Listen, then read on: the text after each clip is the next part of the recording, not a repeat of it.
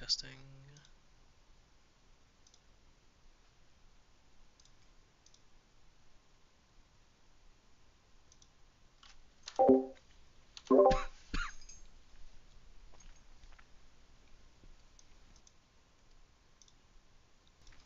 Alright, testing. There we go.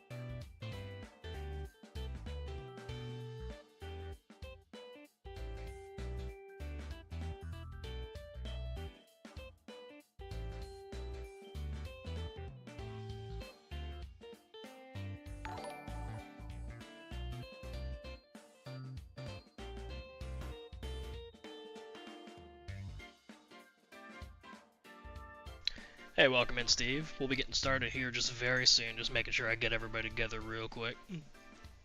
Thank you for the sub. Appreciate it. We'll be getting this VOD out on the main channel eventually, for the Cobblemon Discord specifically.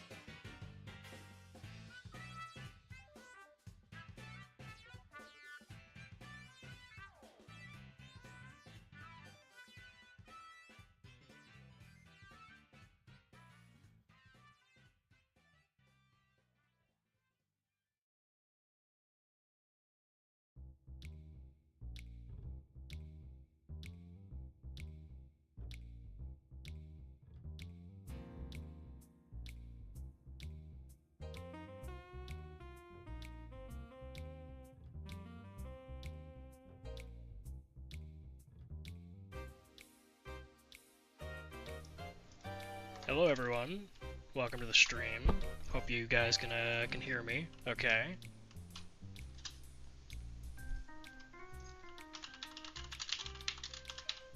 For those in chat, go ahead and give me a sign of life. Show me that y'all can hear me. Let me know if the music is too loud in the background, or if it needs to be adjusted, or if my mic volume needs to be adjusted.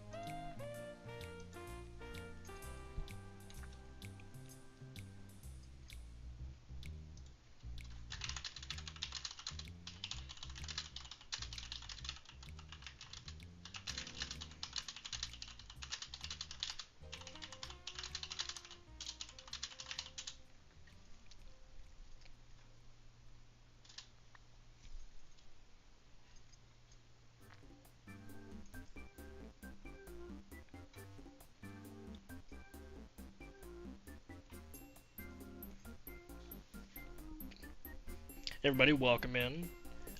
Somebody give me a shout out if my mic volume is okay or if it needs to be adjusted a little bit. Sounds good? Awesome.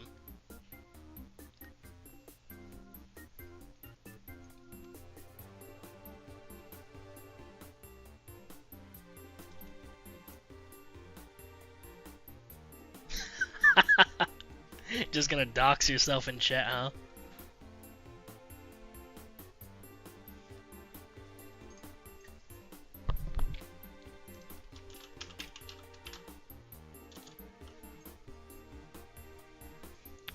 Steven says needs to be at 10,000%. I'll just fucking end up like blasting your guys' ears.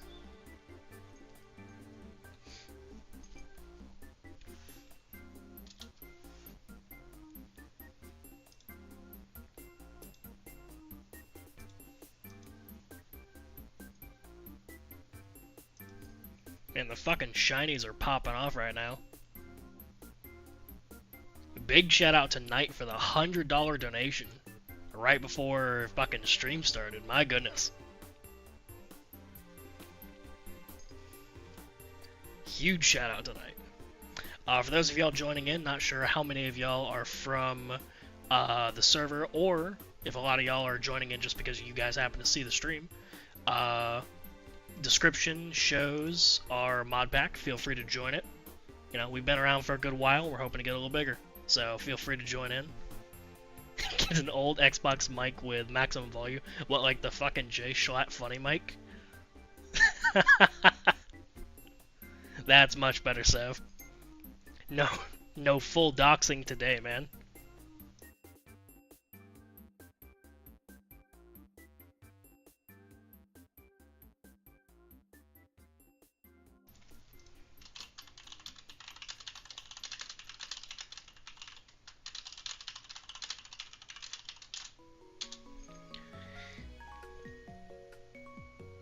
Alright, I'm gonna give it like one more minute before we go ahead and get started, okay, everyone?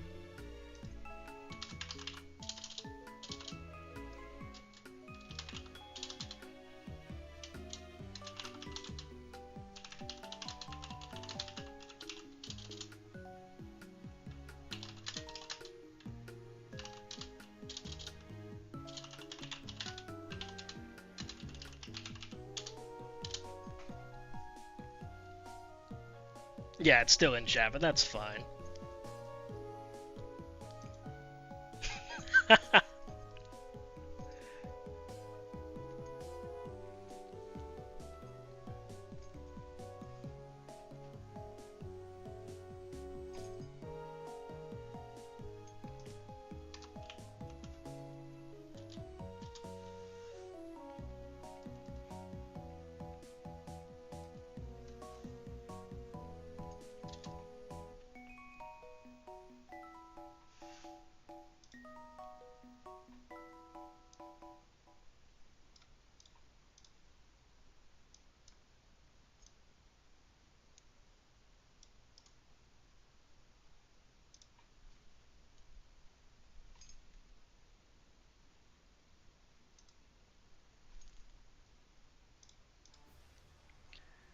Alright, everybody. Welcome, everybody, to today's stream and to the first ever Cobblemon Vulkan Championship Tournament. I'm JetX. If you've played Cobblemon Vulkan, you've likely seen me around. And if you haven't, then it's likely you haven't even started playing Cobblemon Vulkan yet. Go ahead and start joining. Go play. Link is for the mod pack is in the description, and the Discord should be in there as well. I'll be posting it periodically in chat throughout today's stream, starting a little bit earlier. Hey, Facecam is there. Look at that. We got the Xbox Connect fucking Facecam going on. Today is our very first championship tournament to determine who will be crowned Cobblemon Vulkan's first ever champion. This will go down in history. Now, this title ain't just fluff. We plan to really ham up the title with some in-game rewards that will be with the player till the end of fucking time. Even should they be dethroned one day, God rest their soul, they'll keep a semblance of their awards with a forever rank called Former Champion. I'd like to start today by introducing our amazing challengers. Let's go ahead and just check them out over here real quick. They should all be locked in a cage over here, as intended.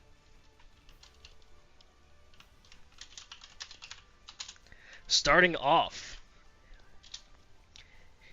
with one of Cobblemon Vulkan's very own moderators, it's the Seven, also known as Sev. He might be a bit spooked by the competition, however he's bringing along his own spooks today. Joining him is his team of curated ghost types. Let me go ahead and get that pulled up real quick. Joining him is his team of curated ghost types to hopefully scare his opponents into submission. Featuring the powerhouse of Basque Legion, the hospitality of Sinistra, and the royal gambit of Aegislash, Seven's a phantom force to be reckoned with, and is sure to make his opponents run for the hills when he's done with them.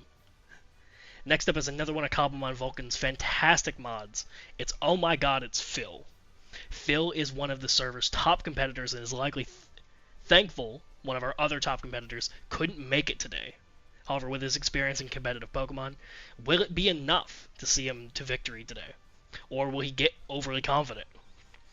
That confidence is well earned, however, because coming along for the ride with him today is his team of absolute fucking beasts. Torkoal bringing the heat to beat down on his opponent, Hisuian the Lilligant to fashion that sun into a sword, Roaring Moon to bask in the heat as well, and of course, you all know him, you've all seen him, it's fucking Incineroar. Phil has the experience of battle and the dedication of training to get him up to where he is now, up to a real championship team here on Cobblemon Vulkan. Anyone facing him will surely have to give it their all to take him down. Next up, it's Cobblemon Vulkan's very own Knight in Shining Armor. It's Surf. He might have a sword stuck in his head, but he's not going down without a fight. Coming along with him today are some great picks, and what I might say are some kind of unusual ones. You've got powerful dragons like Hydreigon and Dragapult. Absolute walls like Milotic and Corviknight. And to top it all off, the powerhouse of Armor Rouge. And Phalanx is here too. We have our next challenger. He is Steve. Stephen McSteve to be exact, and he's bringing anything but a mid-Warner Brothers movie. Gale Wings Talonflame, Lycanroc Duskform, Hisuian Zoroark. Absolute speed machines ready to take out his opponents before they even know what hit them. Finally, we have, coming at you from the land of baguettes and what I can only assume is crack cocaine for fucking legendary Pokemon, it's Coac Jean. I hope I'm saying that properly. A team that seems like a blast from the past. A full Sinnoh team joining him today to hopefully take down his opponents like Cynthia herself. Here's hoping he's able to bring some of that game's childhood trauma along with him on his opponents. Finally, last but certainly not least, we have Sierra 44. One look at this team, and you might already have an idea of what they're cooking. You've got the Sushi Duo. You've got Incineroar. You've got Golden Go. Will this team make it all the way through sheer brute force alone? Or can the keen viewer spot a common strategy somewhere in there?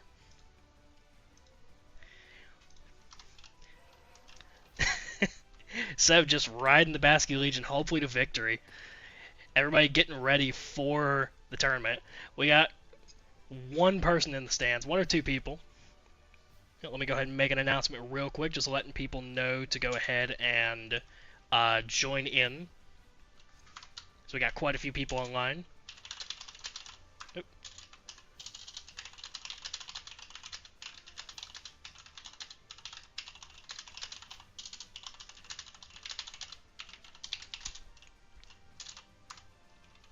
Without further ado, we're going to get started with our very first match between the 7 and Sierra.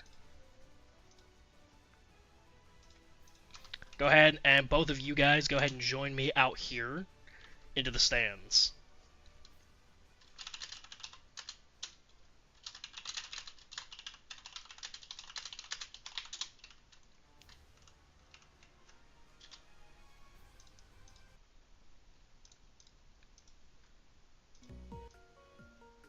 Let's see who we got coming out with us today.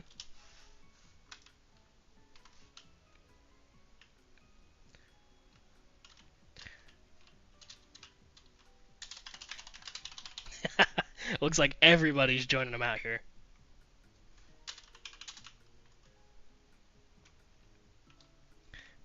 We got Sierra joining us on the blue side, ready to go. And we've got the 7. Now, the way that this is going to work, guys, we have a kind of a different rule set here on Cobblemon Vulkan. We do 6v6. It is doubles, so double 6v6. Paradox Pokemon are allowed. Legendaries are not. They are not considered. Paradox are not considered restricted Pokemon.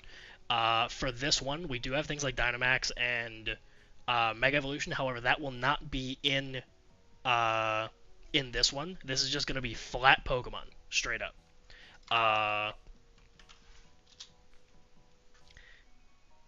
And as well as that, we're just going to we're gonna do best 2 out of 3 and just see where it fucking goes.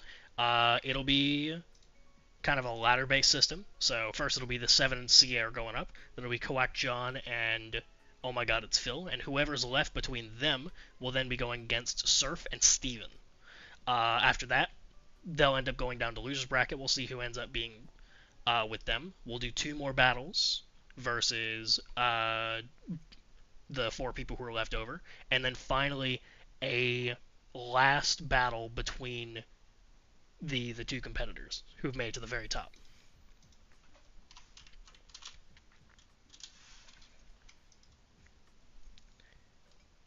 Now let's see.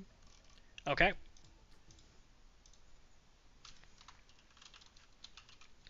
Now whenever you guys are ready, you guys can go ahead and start.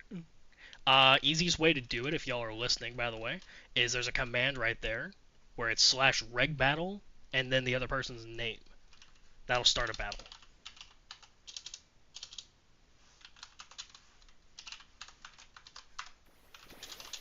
And we are starting immediately.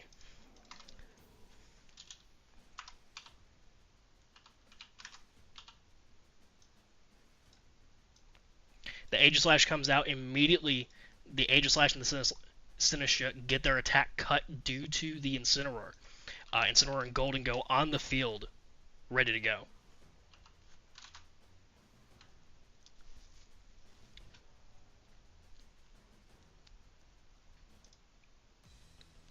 Yeah, here we go. Let me get my little cheat sheet over here.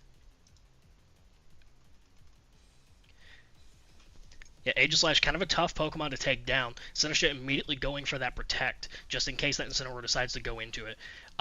Double Protect with the Aegislash as well. Just going ahead and just trying to take their strength down just a little bit. Flare Blitz into the Sinistcha doesn't do anything. and the Shadow Ball into the Aegis Slash again just doesn't do anything, kind of feeling out what the opponent is up to.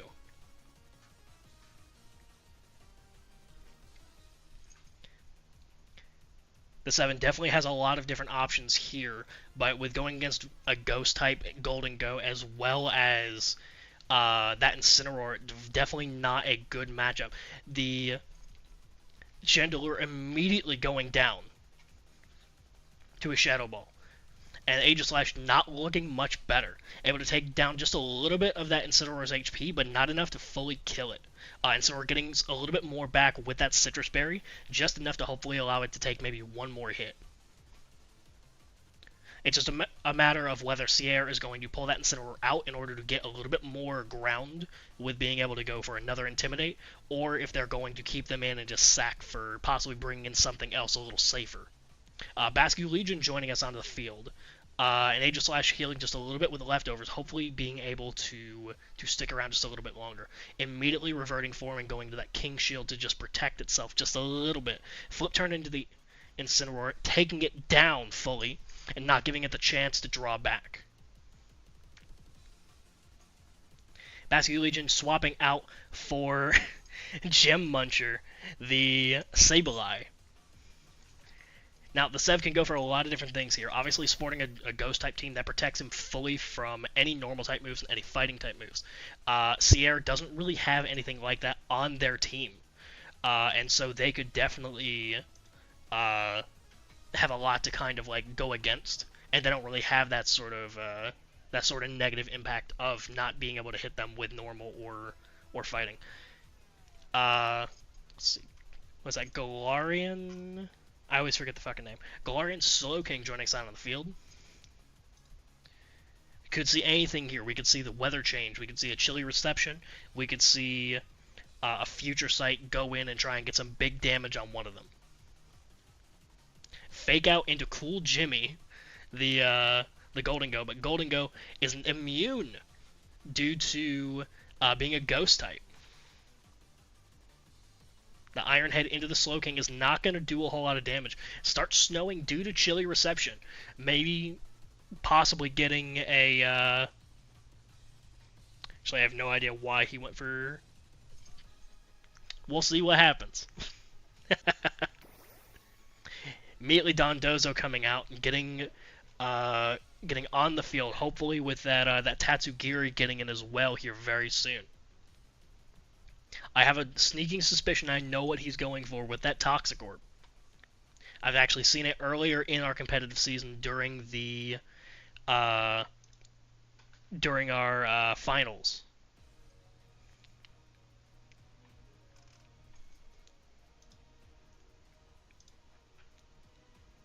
Dondozo getting burned by that Will-O-Wisp. Hopefully just kind of alleviating what's going to happen here very soon. Aerial Ace on Cool Jimmy, but not enough to actually do a whole lot of damage. The Air Balloon pops, so that way it'll be effective for ground moves, but not a whole lot that this Aegis Slash can do. There's not a whole lot of power there in order to take down their opponent. Sinistra coming back out and healing just a little bit on that Aegis Slash to keep him around just a little longer. He really needs to start being able to take down their attack just a little bit. Either hopefully with King Shield or something else.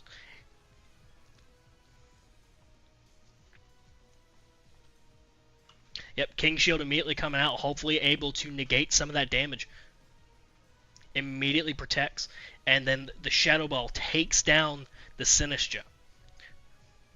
Ice Fang into the Aegis Slash, but of course not able to do anything due to King Shield, and it loses just a little bit more attack from doing that. Basculegion coming out once again, hopefully to be able to start dealing some good damage. If Sev doesn't start getting some damage or some kills on the field, he's really going to be struggling to take any sort of headway in this match. Joining us now is my wife in the background. Oh, shit. Take the dog. Everybody say hi, Jet's wife. Able to do just a little bit more with that aerial Ace. What did I... Ooh, last respects on Cool Jimmy, taking him down immediately. I cannot believe I fucking missed that. But that golden go kill is really going to help him out. Tatsugiri immediately going into the Dondozo, raising his pretty much fucking everything, and being protected by that Dondozo.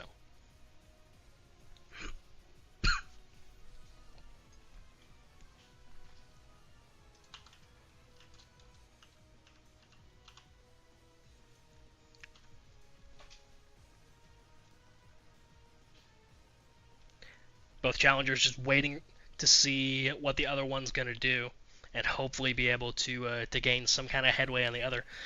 Sierra looking a little bit better on his side just due to being ahead a little bit on how many mons he has left, plus, not to mention, getting the powerhouse of Dondozo boosted up. That's really going to help him. If he can start getting some order ups on the field, I really fear for what 7 can do in this case. Basque Legion coming out for Dragapult. That order up, of course, going into the Aegislash. Close combat on the Dondozo, not able to really take him down much just due to how much fucking boost that thing has. Aegislash getting a little bit of HP back from its leftovers. Tatsugiri, of course, is badly poisoned. Really should have... What I would have done, I would have Toxic Orbed, but then done like Endeavor or something like that at the beginning. Or what is it where you basically like stick around for Endure. Go down to 1 HP and then go in Dondozo, right? But that would have had to happen turn 1, not on a switch.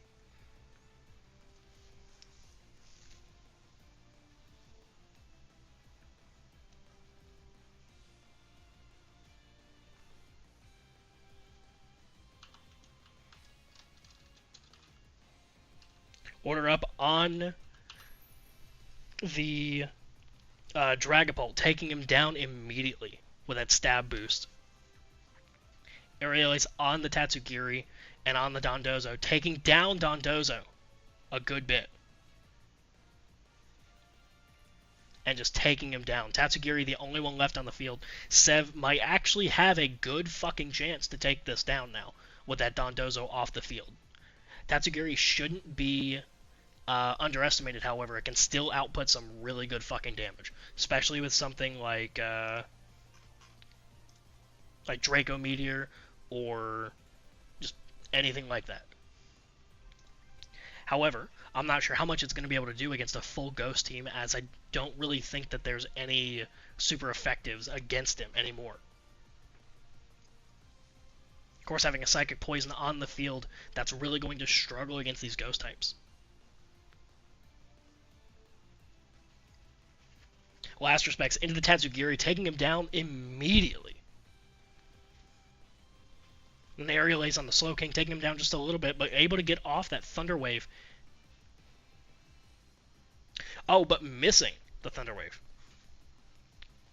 Mimikyu coming out and hopefully being able to get off a Swords Dance before that disguise breaks, but if Sev decides to double into it, I'm not really sure how much it can do. At the same time, I'm not really sure what the capabilities of this Slowking are.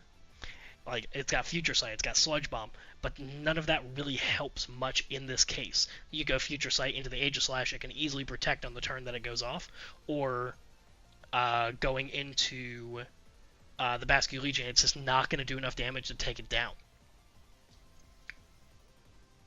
Sierra in a really tight spot here. This match is completely turned around.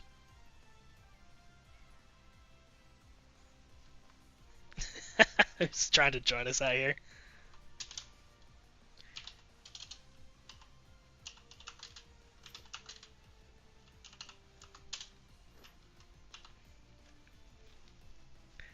Aerial Ace on the Mimikyu, taking it down just a little bit. And the Slowking fainting from that last respects, just completely wiping him the fuck out. Able to protect with that King Shield, and then drop its attack just a little bit. And finally that last respects comes out and takes out that Mimikyu. The Sev takes the very first match.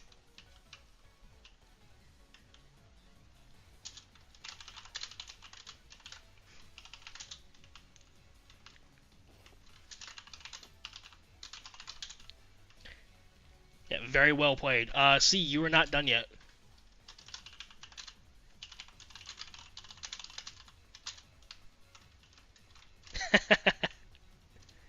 Yeah, C's got one more in them.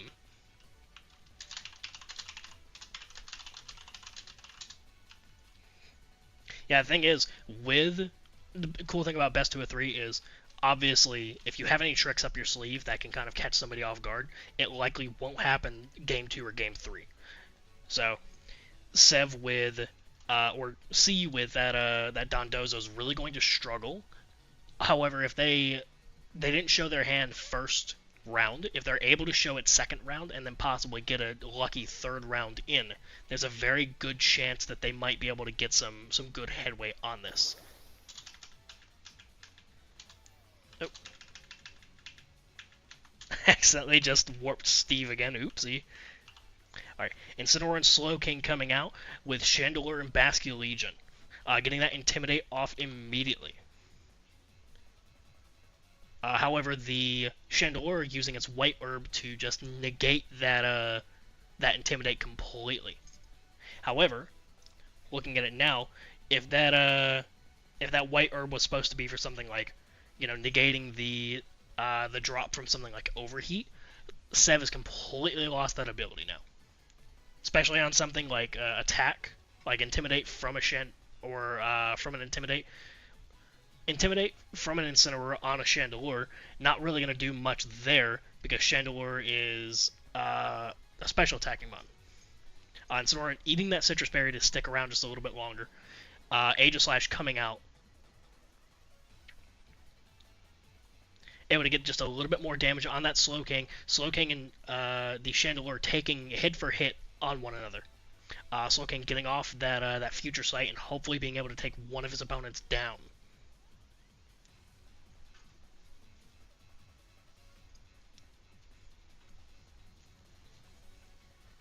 This Incineroar can go for a lot of different things. If it really wanted to, it could easily get the fuck out of there with something like Parting Shot. Shadow Ball into the Slowking, taking it down immediately. That Aegislash is going to go ahead and go into attack form, taking down that Incineroar, not even giving him the fucking chance.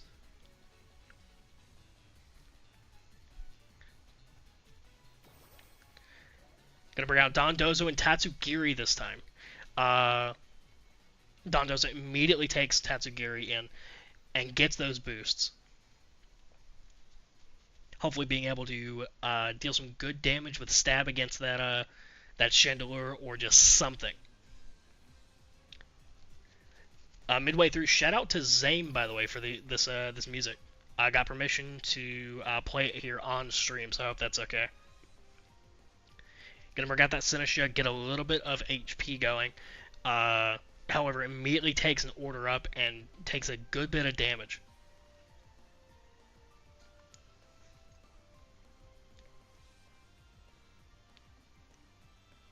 Tatsugiri getting poisoned, hopefully enough to be able to go out and then bring in another opponent, but it's very unlikely. I think badly poison is something like 1/8 of your HP every turn. Sinistra restoring a little bit more HP. Aegislash going into Blade form and doing an Aerial Ace on Dondozo, hopefully to get that crit, just fishing for it hard to be able to negate those boosts. Actually really fucking smart on his part. Dondozo doing another order up, getting his defense boost up, getting that Machigacha going and getting him down just a little bit. Sev really has to get that crit here or else he's really going to be struggling. However, he might be able to take that Dondozo out before Tatsugiri is able to drop in its HP. Order up again coming out from Dondozo, getting that defense boost again. The Strength Sap coming from the Sinistra, getting that critical hit from that Aerial Ace, but only taking it down to 50%.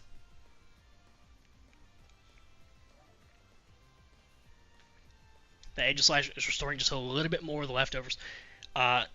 The Dondozo not able to heal off of anything because that Clear Amulet. It's able to kind of not take any stuff down, but able to get that rest off and immediately heal back up. Yeah, exactly like Sev said, healing moves baby. However, he might have been meaning that for himself. Aerial Ace on that Dondozo once again. It's become a war of attrition versus these two teams.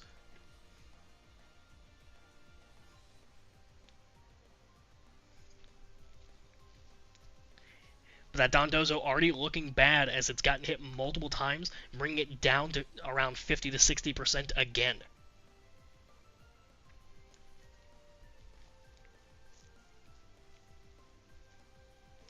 Sev's team just looking completely healthy on his side. However, that Tatsugiri is down to 10% HP. All it's got to do is get that last little bit of the way, and he can bring something else on the field to be able to support that Dondozo, who has so many fucking boosts. There goes the Tatsugiri. What's coming out? It's cool fucking Jimmy, the Golden Go.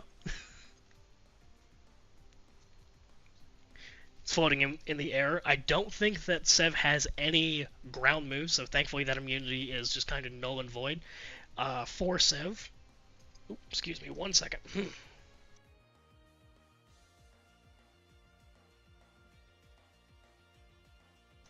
Excuse me. I don't know what the hell happened right before this stream. Throat decided to just die on me. Gonna go ahead and go protect on the Sinistcha to be able to take that Shadow Ball. However, immediately goes into the Aegis Slash instead of the Sinistcha. Dondozo waking up and immediately using Rest again.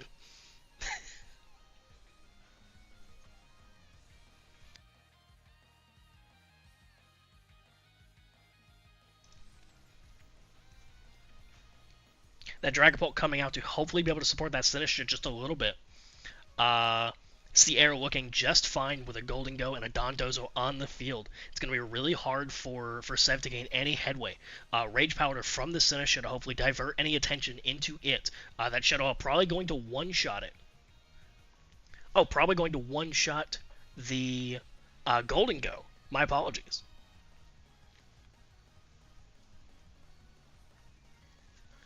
Mimikyu coming out to hopefully be able to possibly get off a Swords Dance or something before having to go down. That Dondozo still looking completely fine. It really needs to start taking some damage because if it doesn't, Sev is going to be in big fucking trouble. U-turn on the Mimikyu to hopefully take down that Disguise and get the fuck out of there. Likely expecting something like a Shadow Ball or a Shadow Claw or something like that to come out from the Mimikyu. Bring out Chandelure. Is this possibly a sack? Instead of a Shadow Claw or anything like that, goes for the Swords Dance and gets the attack boost up. Uses that Machigacha on Dondozo, only taking him down about 16%. It's really going to be hard for him to gain any sort of headway on his opponent here. He's gaining a little bit here and there, but is it going to be enough for him to be able to take round 2, or is it going to go into round 3? No, Sev, you are completely fine. Y'all are completely good.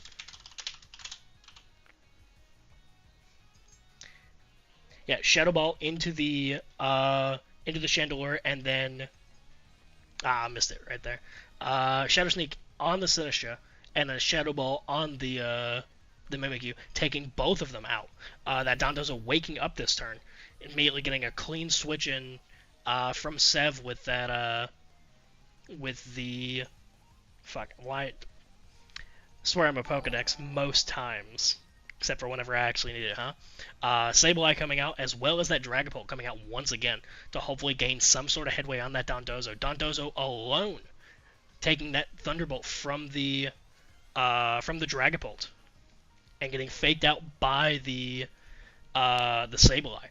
Likely not able to gain much from here. Yeah, taking another one, getting that burn as well. That Dondozo looking scared on its side of the field, completely 180'd this fucking match. Yep, helping hand on the Dragapult with that Thunderbolt. That's going to take Dondozo down for the count, and that is game 2 of 3 between Sev and Sierra.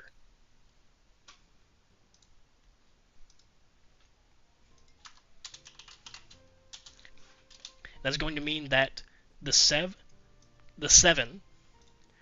takes round 1. However, that does not mean that Sierra is done.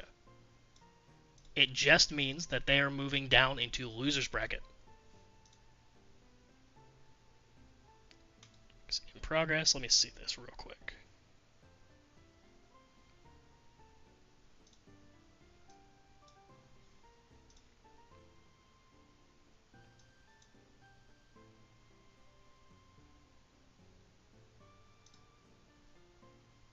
Let's see. Set station and time. Sorry guys, this is my first time using this tool to do this sort of thing. Let me just check here real quick.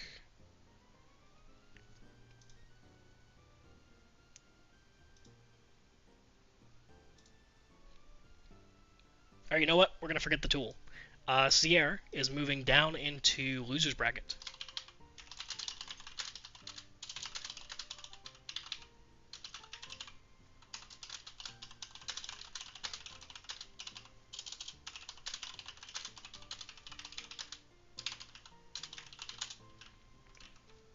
Alright, let's see. We're going to have... Oh.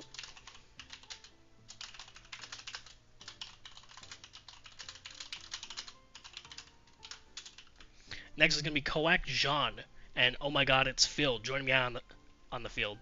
Immediately, Phil coming out sporting the red colors. Is it cockiness or is it confidence? We shall see. John sporting the Shrek ears and joining us here. Let's go ahead and see a good match, guys.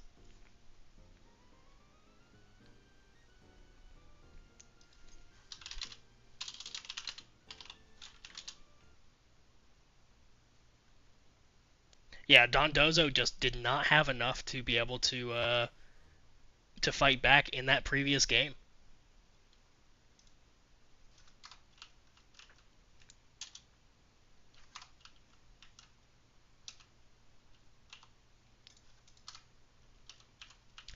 If y'all can, there's a new command over here.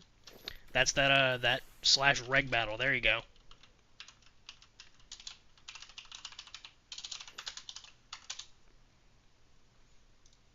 There we go. Round 1 versus oh my god, it's Phil and Coac John. Beginning with, of course, you gotta bring out the Torkoal. You gotta bring out the Roaring Moon versus Coac John's full team of Sinnoh Pokemon. Immediately taking out that Luxray, going in for an Acrobatics into the Infernape as well. Or going into the Torkoal as well. And, of course, getting an Eruption off on the Infernape, taking him down just a little bit, but not enough to actually do a whole lot of damage other than taking him down to like 50%. That Empoleon coming out. Hopefully being able to deal some kind of damage to that Torkoal.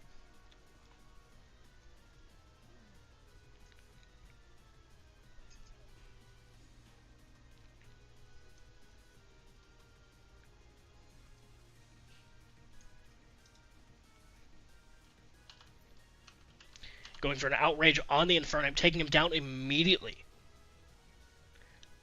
Hydro Pump into the Torkoal, missing completely. And that Eruption taking down Empoleon half, or a little bit more than halfway.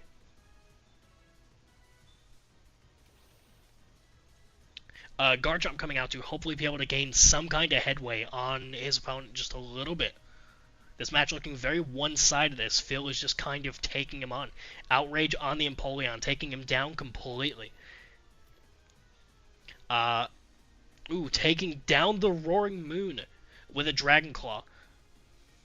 And then that Will-O-Wisp into the Garchomp to hopefully mitigate some of that damage, but not in time to save the Roaring Moon. Athena, the Hisuian Lilligant, coming out to hopefully make use of that Sun with a Solar Blade, likely into that Garchomp to gain use of that that 1x resistance.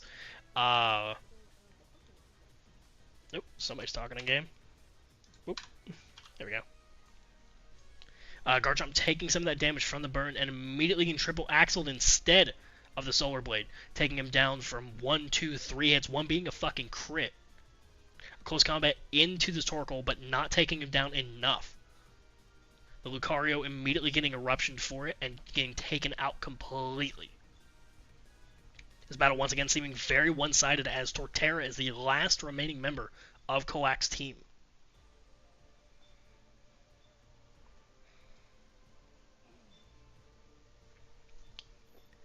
Yep, that is going to be game 1 between them, as the Torkoal takes him out completely. Torkoal just exactly like Sev said, just a complete fucking menace on the field, especially coming from Phil piloting him. Crazy.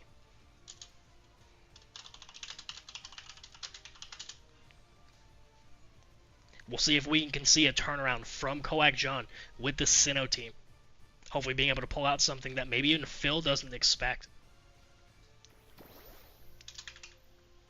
Round 2 starting, and we're going to get the Hatterene and the Summertime Incineroar on the field. Doesn't have any extra moves, nothing like that. It is just Dad Bod Incineroar.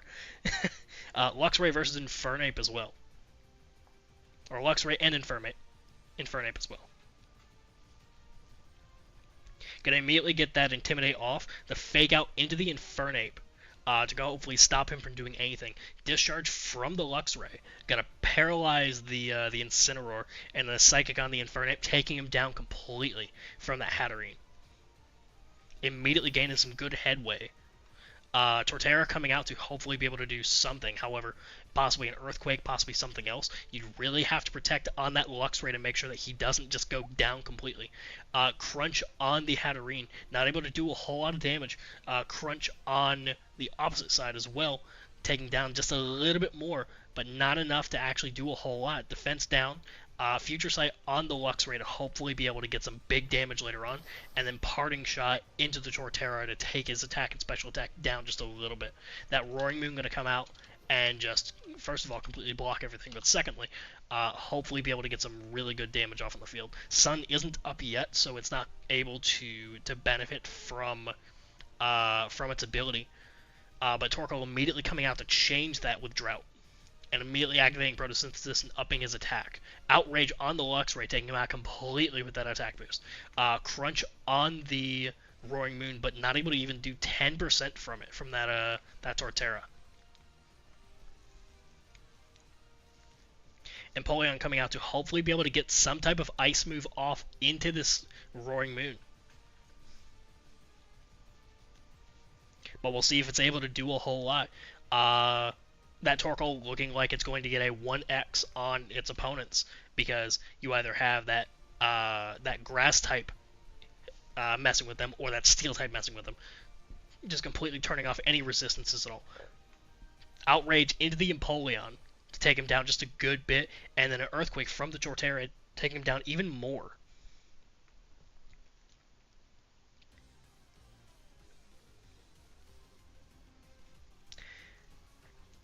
That Empoleon going down and bringing out the Garchomp to hopefully be able to get something off. If Phil was to bring out Incineroar and get that Intimidate off, that would really hinder him here. Going for, he's confused due to the Outrage, going ahead and getting that Outrage off, but hurting himself on that Rocky Helmet. Getting that Torterra off the field, and then taking a Dragon Claw, taking out the Roaring Moon. Eruption on the Garchomp, not going to do a whole lot. Garchomp might be able to go for something like an Earthquake or something else to be able to take that Torterra out. Torterra, what? The fucking Torkoal. What am I saying?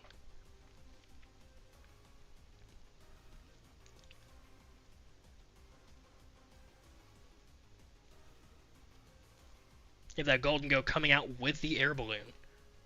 Shadow Ball onto the Garchomp. Taking him down just about 25%. Crunch on the Golden Go, taking him down to 38. And then RS Sphere from the Lucario, taking down the Torkoal just a little bit more. Both teams just kind of taking as much HP as they can from either side. Apparently fried eggs over rice with soy sauce and sesame oil was really good for my wife. Make It Rain coming out and immediately killing that Garchomp and doing a good bit of damage from that Lucario. That special attack is going to go down, but is it really going to matter that much? Artisphere going into the Torkoal, taking him out completely.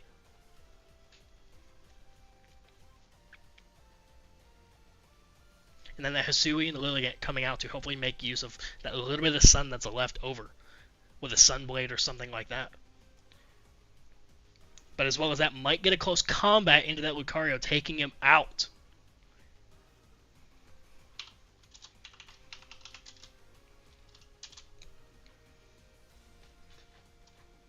Gonna do a quick intermission, just real quick, as I consult with Phil on how the fuck to work this this app to hopefully be able to get bracket going.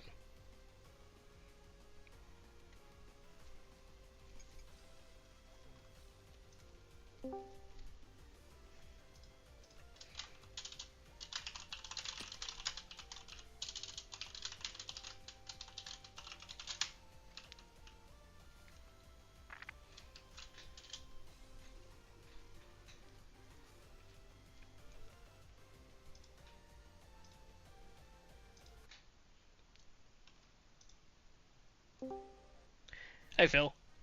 Hey, real quick, you sent me this tool last night. How do I progress it? Um, I have no idea. It's Alright. just the website they used to use in our old server for Fuck. stuff like that. Let me see if I could make it work. Yeah, I'm able to move it and shit. I'm just not able to see standings. Yeah. I'm just trying to make it go on to the next one so that way I can get the next one going and to be able to also just track who's like lost and stuff. Oh wait, you know what? I think this is it.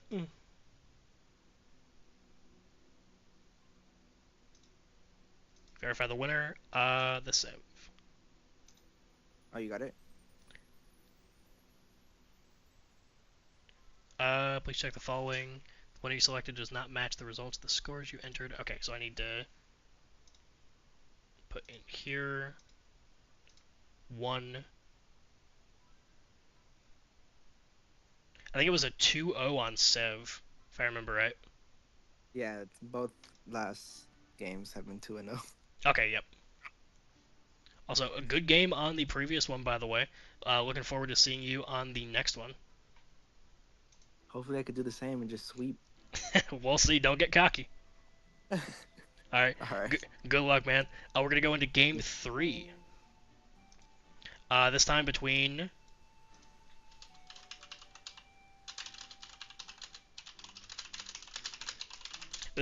Surf and Sev. We've seen Sev already with his Ghost team. However, let's see if we can see that same sort of energy from his opponent, Surf, this time. Surf, not even here.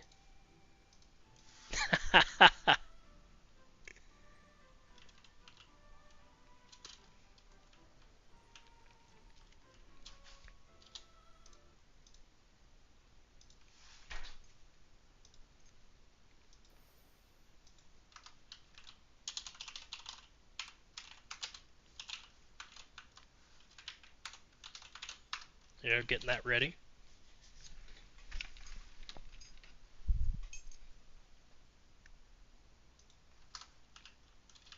All right, both opponents choosing their teams right now, getting ready for this ready for this fight.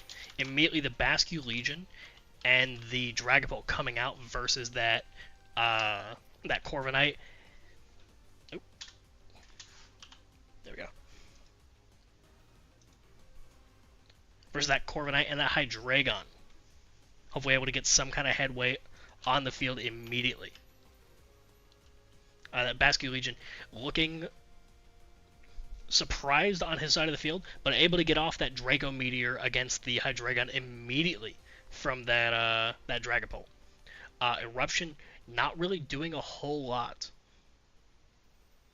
and then taking him out and bringing in the Chandelure. Flip turn going into the Corviknight, taking him down just a little bit.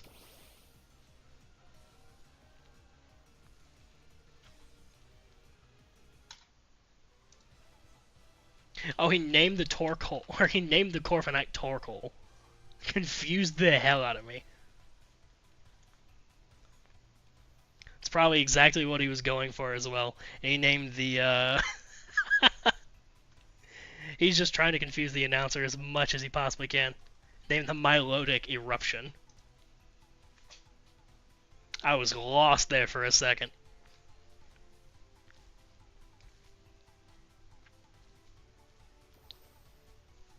Okay, bring out that Sinistcha and hopefully able to get off a little bit of HP to that Dragapult. Bring him back up. Another Dragapult coming out on the other side to support that Milotic.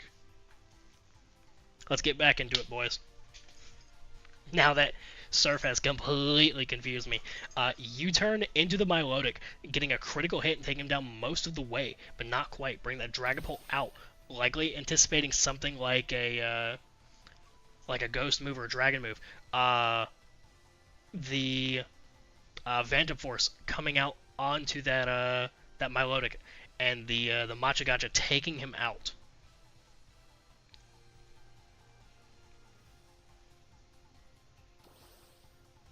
Phalanx coming out and looking just kind of confused on the field. Maybe I'm just not seeing it. I don't know what he's cooking here, but hopefully I'll be pleasantly surprised.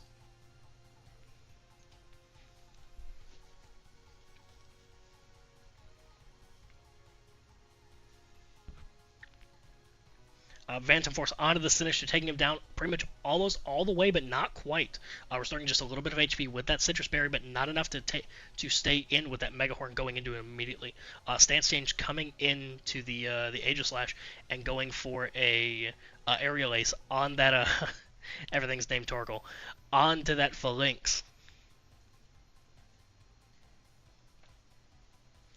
Gem Muncher, the Sableye coming out.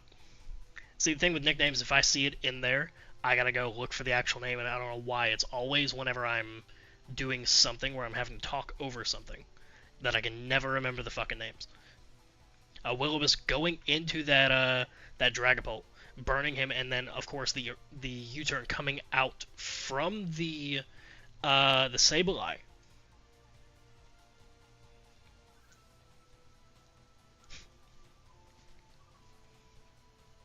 Let's see what he's going to bring out here. Going to be another Torkoal. Now it's going to be Armarouge coming out. Hopefully being able to stick in just a little longer than they were. Dragapult coming out and joining him on the field, but with that burn kind of hindering it just a little bit, not to their attack per se, but just being able to do that little bit of chip damage every single turn and just hindering him that way. Could easily go for a Hex as well and be able to get that off immediately with some extra damage on the field.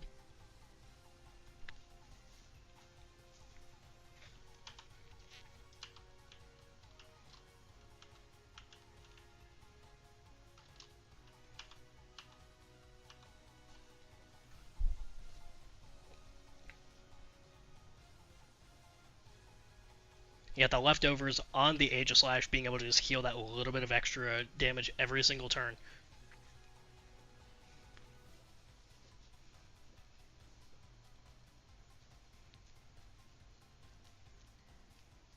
Going for that helping hand on the Aegislash to hopefully get it up just a little bit, but immediately being taken down by a crit on both sides. That Flamethrower taking out the Aegislash as well. The Basculete Legion and the Dragapult going to go ahead and join the field to hopefully be able to take them down. Now both sides have either a Ghost type or a Psychic type on the field. It's really going to come down to speed on who's able to deal damage first. Draco Meteor onto the other Dragapult, taking him down. That special attack harshly falling, but immediately taking that last respects on that Armarouge, taking him out. And going to win Sev game 1.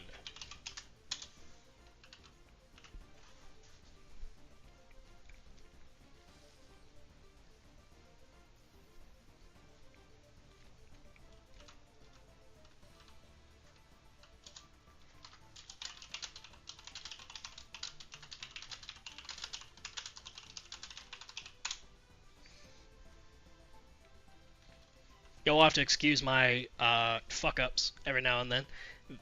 Very first time I've ever commentated over anything. So, give me some slack. Get down and dirty instead of clean match.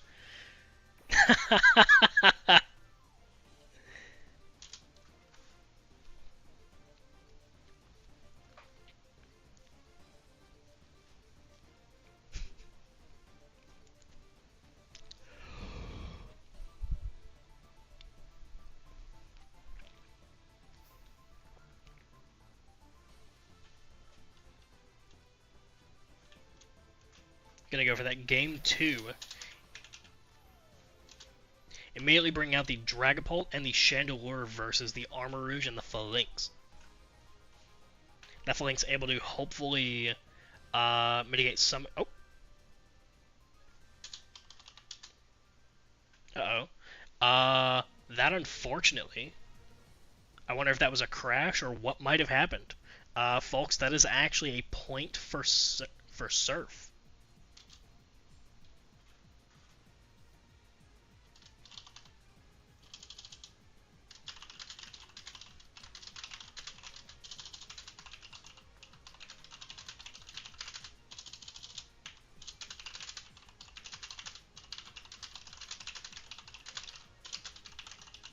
Yeah, since the match had started, that is going to be a point for Surf.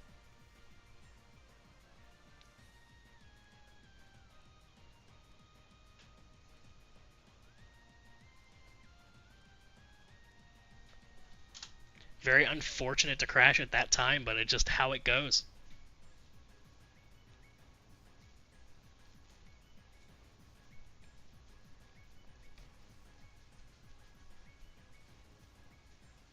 Chet, fix your mod pack. My mod pack is fine.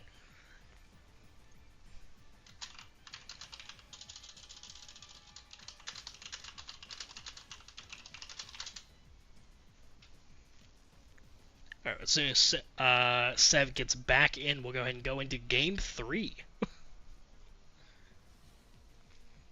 Sev's going to have to claw his way back from this one. Is fighting immune to Ghost? I'm pretty sure it is.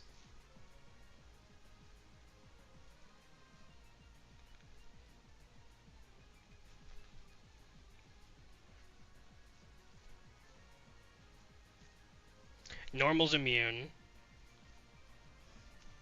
Is fighting immune? Am I just wrong about this? Oh, Sev is back in.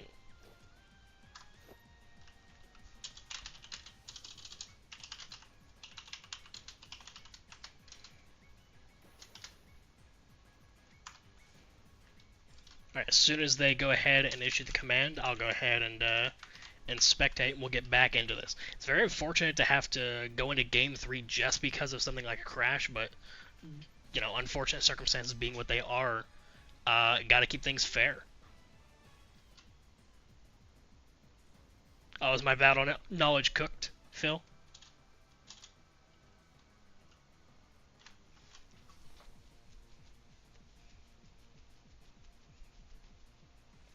Yeah, I need to look it up to see if fighting is immune to go. I thought it was. Immediately to bring out that Sableye, that Dragapult, different than what we were going to see in Game 2. That Milotic and that Armor-Rouge joining us on the other side of the field as well. Sev hopefully able to go against that crash and be able to take Game 3.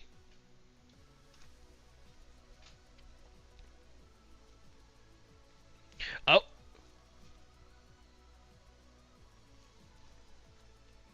We're going to have some technical difficulties here for just a moment.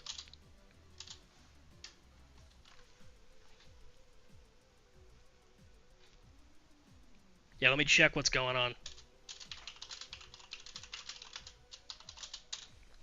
Let me get Sev to join me in VC.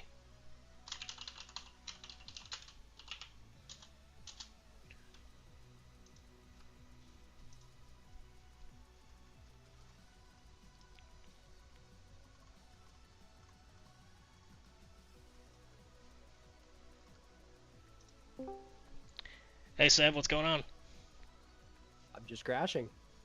What are you trying to use? I haven't even picked a move. You haven't even picked a move yet. Okay, so just whenever you're going against your opponent, it just keeps crashing? Yeah, I literally throw them out, and then I'm thinking what to do, and then I crash. Really? Okay. Maybe it's something to do with whatever Surf is picking. Let me check Surf's team real quick. That last one was Armor-Rouge and Phalanx, right? Yeah. Oh wait, no, it was the Milotic, yeah. Yeah, I'm not sure. Let me see if Surf can join us in call really quick. I have a way to settle this. It'll be a final game because it doesn't feel fair to give him game 2, but also disqualify you for game 3. So I have an idea. What if we do one single match between y'all in Showdown, using the exact same team? Do you have your team in Showdown, Surf? Yeah, nah, I don't especially. But okay, I absolutely would not mind moving into the losers bracket. I actually have to go halfway through the tourney. Oh, really? So I can't, yeah, Phil said I can just join and What get disqualified at the start. could we do? What about this? What about this? Hear me out. Hear me out. What if we do a 1v1? That means one Pokemon versus one, right? Let's Yeah, call that sounds good. one. Okay. So that's quick, and then Yeah, quick and simple. yeah. Okay, so literally. y'all are just going to pick Leave. one single Pokemon. Let me announce this to everybody else, that way they know what's going on. Yeah, right, yeah, right. All right, now I gotta get in your head while you're in chat. I'm going to No, Sinistcha. no. Everybody out. Disconnect.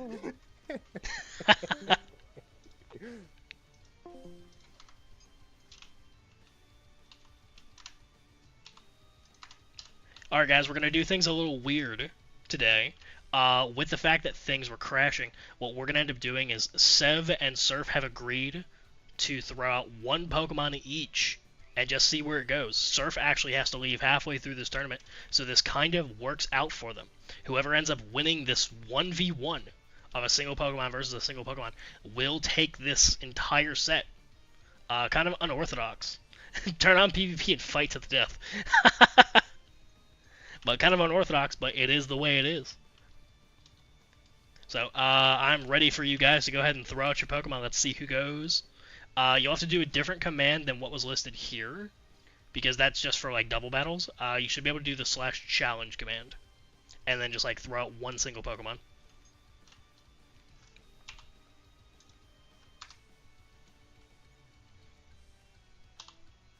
Yeah, I'm ready to go. Whenever you guys are ready.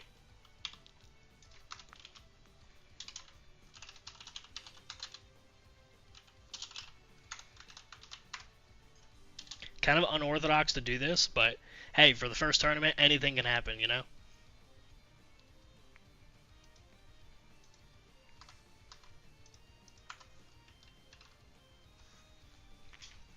For those of you guys who haven't joined us in Cobblemon Vulkan yet, by the way, what's stopping you? Go ahead and join us. Link's going to join us out on the field out of everything else that could have. Oh, sorry, my apologies. Torkoal going to join us versus this Dragapult.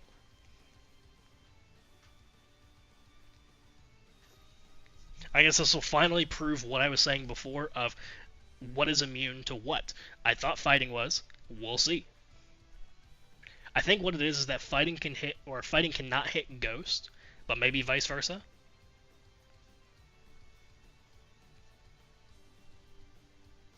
Or it's just full immune from both sides. First impression on the Dragapult going to take him down just a little bit, and that Thunderbolt going to take him down all the way to 50%.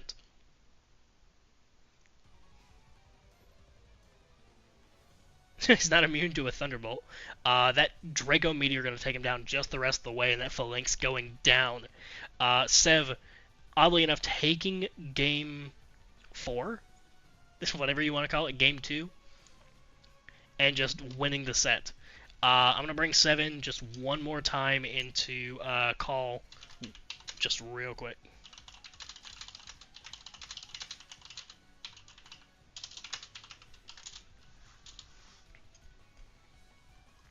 Just that way I can go over something that I think is fair.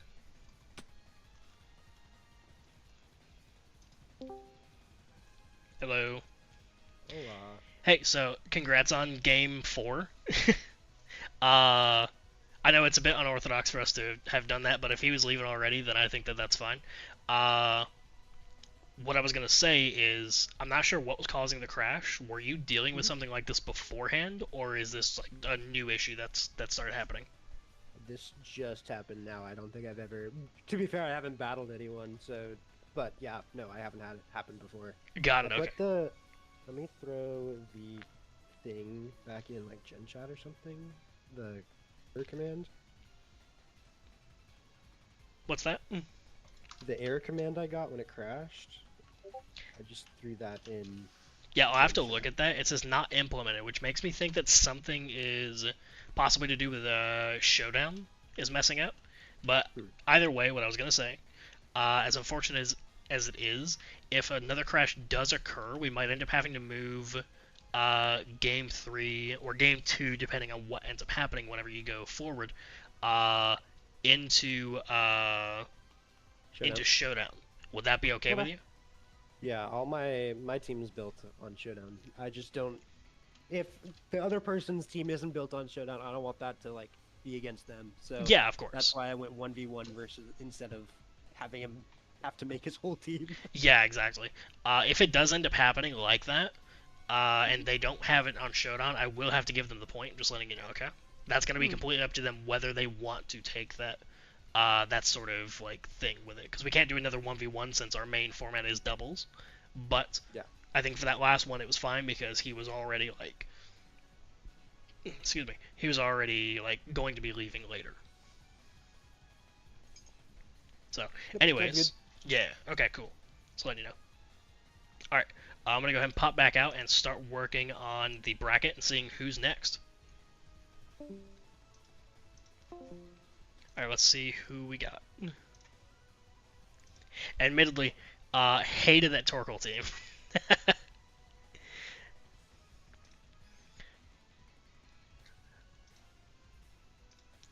Alright, by a complete mishap. Probably would have taken it anyways, but you know, we'll never know. Sev's gonna take that set. Next it's going to be Steve versus Phil.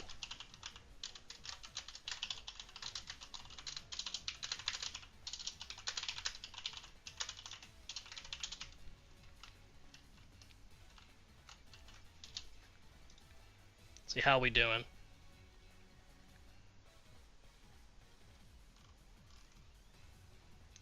Okay, again, for those of you guys who have not joined us yet, you know, feel free to join Cobblemon Vulkan. I just posted the pack link in chat. You know, we've been around for a little less than a year, so I know people love new servers. Go ahead and hop in. It's perfect fucking time to. We're doing our very first tournament now. Who knows? You could be our next champion, our next season.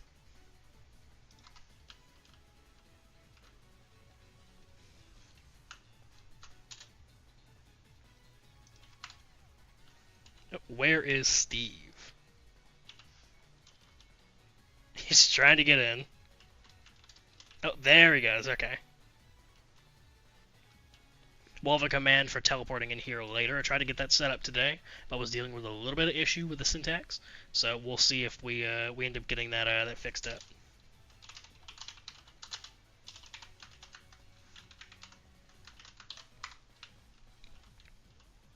All right. Round 1, Steve McSteve versus Oh My God, It's Phil.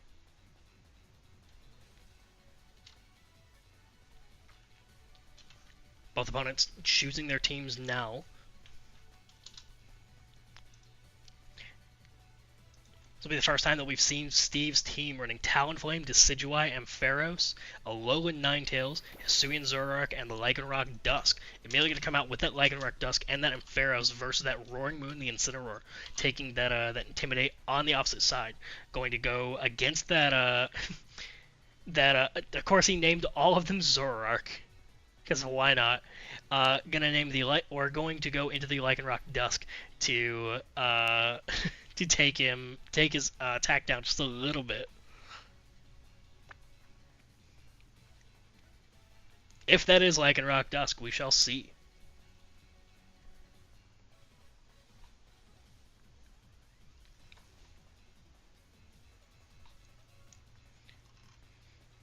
But the opponents could go for a lot here to be able to go against the other. If that is indeed a Lycanroc or an Ampharos, could easily go for a Thunder Wave to hopefully take their speed down just a little bit and mitigate what's probably going to end up being a big boost to that Roaring Moon. Of course, could easily go for like an Accelerock on that Incineroar, hopefully taking him down just a little bit. But of course, could also get a Fake Out from that Incineroar into the Lycanroc to just prevent that completely. Phil has apparently timed out. Guys. What are we doing here?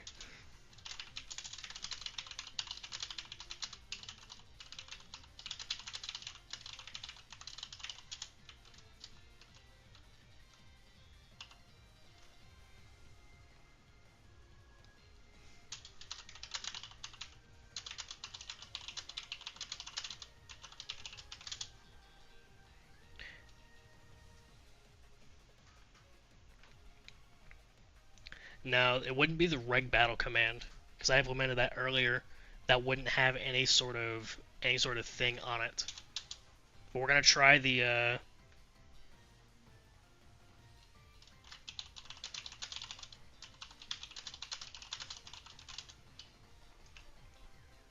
We'll see what's going on with this. Could possibly be the command. However, it really shouldn't be because that's just a sudo.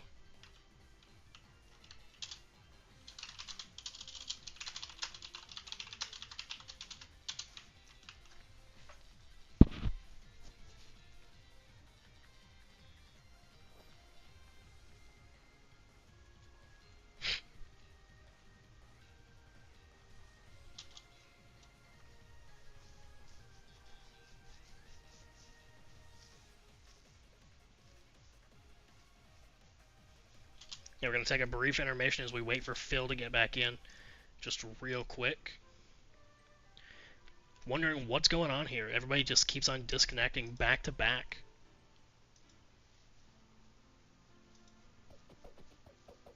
Stop playing Cobblemon on an Apple phone.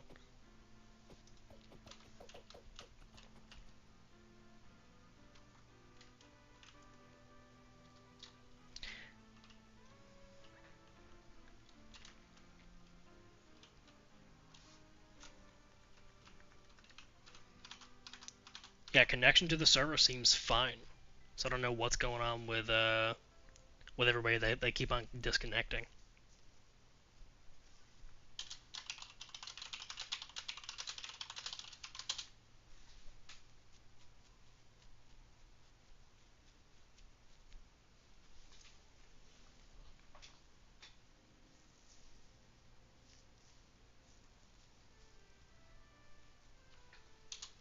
Oh, there he is.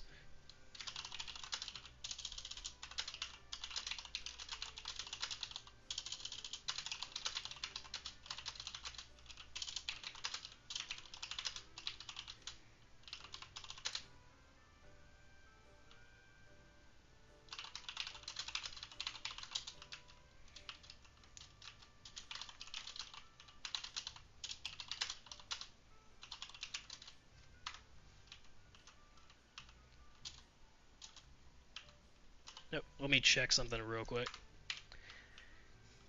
Alright, this is going to come down to gentleman's decision. Oop. Steve, do you want game 1?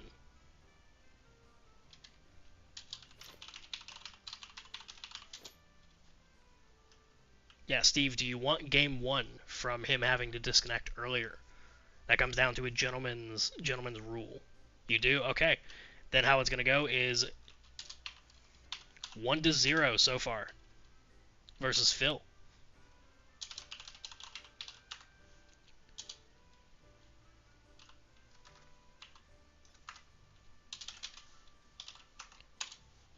We're going to go into game 2 then. For Phil versus Steve McSteve. Gonna immediately outrage on the Lycanroc, taking him down completely. Fake out into the Ampharos. Or into the Lycanroc as well. Just keeping him from going down. Roaring Moon and Incineroar immediately being on the field. Gonna join us with that Alolan Ninetales and that Ampharos. Gonna get Snow Warning activated immediately. Bring out the Incineroar for that Torkoal to immediately get Drought up and activate that Photosynthesis on his side, upping his attack. Outrage into the Ampharos, taking him down immediately. Full stop. Getting paralyzed for it and getting confused as well. Phil's going to really have to kind of fight through that. But of course, versus an Ice type, we'll see if that Roaring Moon even stays on the field long enough to have a go versus that. That fail out of here. Decidueye immediately joining us on the field as well. But versus that Torkoal, I'm not sure how much it's going to be able to do. I can expect something like a Protect here, or something like that, to be able to maybe even just bait in an attack, but you never know what Steve might be thinking here.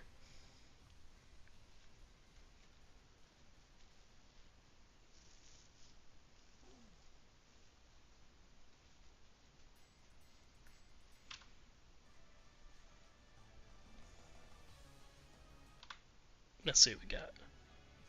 There we go.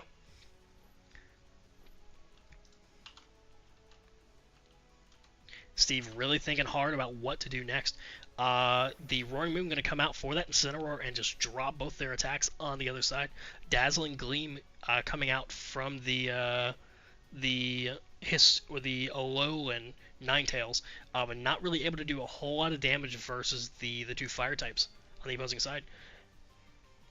Decidueye going for a U-turn into the Incineroar, but not really able to deal a whole lot of damage to them. We'll see who they end up pulling out for this.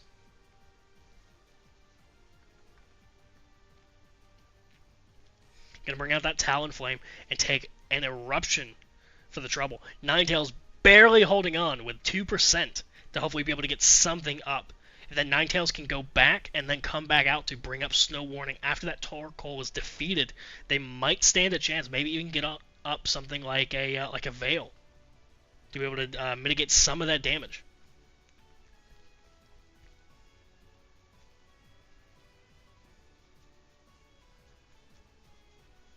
Of course, that Talonflame took quite a bit of damage from that Eruption. It very well could be a Zoroark instead.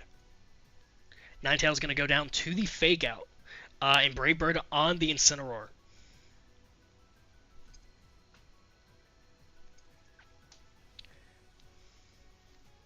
That Rapid Spin upping Torkoal's speed just a little bit, and dealing some good damage to that Talonflame. Decidueye going to join us back on the field, looking pretty fucking scared with 3 other fire types on the field. Could very much get hit by an Eruption, could get hit by a Flare Blitz from that Incineroar. No idea, but could immediately go down to something. It's not looking good for Steve's side.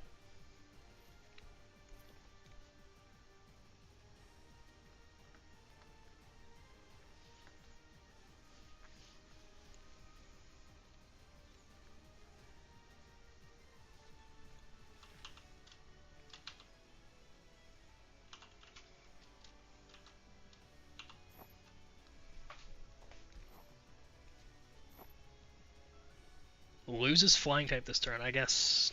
I have no idea. Oh, because the Roost, yep. Gonna Focus Blast on that Incineroar, taking him down just a little bit, but not quite past 50%. Gonna immediately get hit by the Eruption. Barely that Zoroark holds on, and apparently actually is a real Zoroark.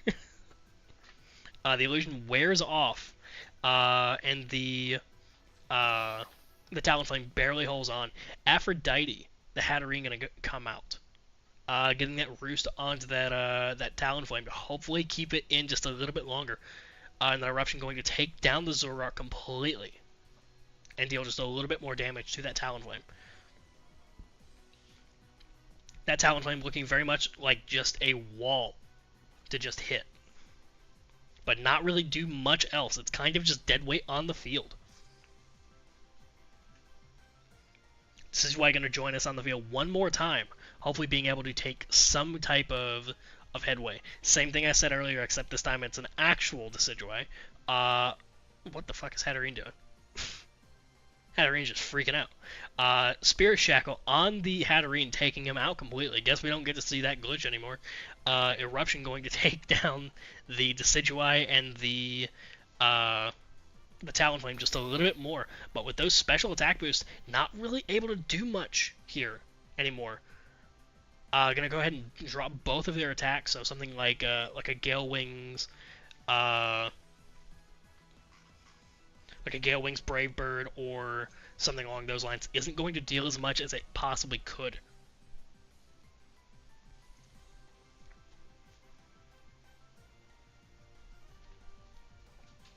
What I would do in this case, I would go with the Talonflame Brave Bird into the Incineroar, taking him, or probably the Torkoal out completely. But I doubt that it even would. Galewing's getting priority to that flying move, of course, but I'm just not sure if there's enough firepower on Steve's team to take down this absolute defensive monster. Especially with that Incineroar also built defensively, it's really going to be difficult to gain any sort of headway against the opponent here.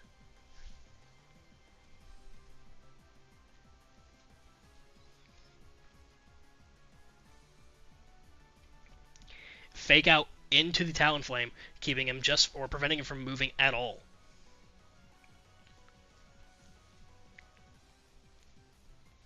Yep, and then going to get that eruption off one last time and take out both opponents. Phil taking game 2.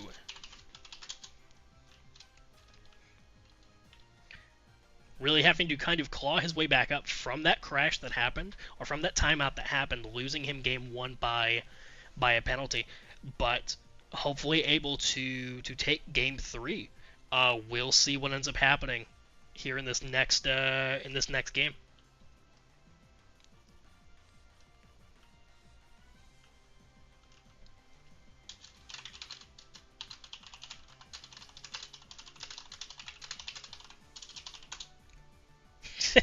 Fucking Garchomp.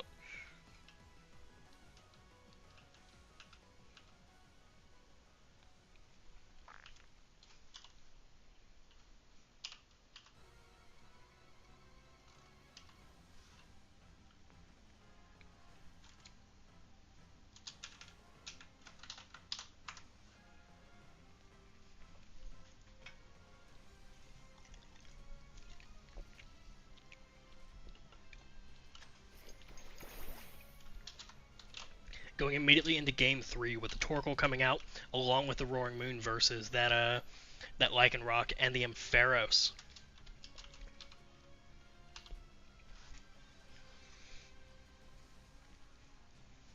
Paradox Pokemon really a powerhouse in this sort of format. Kind of hard not to want to run at least one of them. But oddly enough, a lot of people chose to run without it.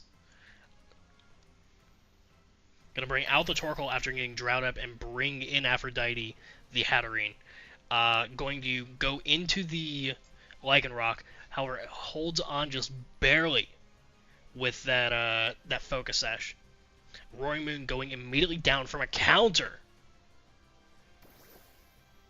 And bring out the Incineroar to hopefully lower their attack just a little bit. But that counter really putting Phil back. Roaring Moon, like I said, a fucking Paradox Pokemon, really good in this format.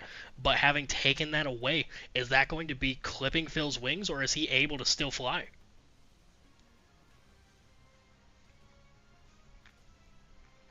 Hatterene still freaking out on the field. No idea what the hell's going on there. Something's wrong with its animations or its model.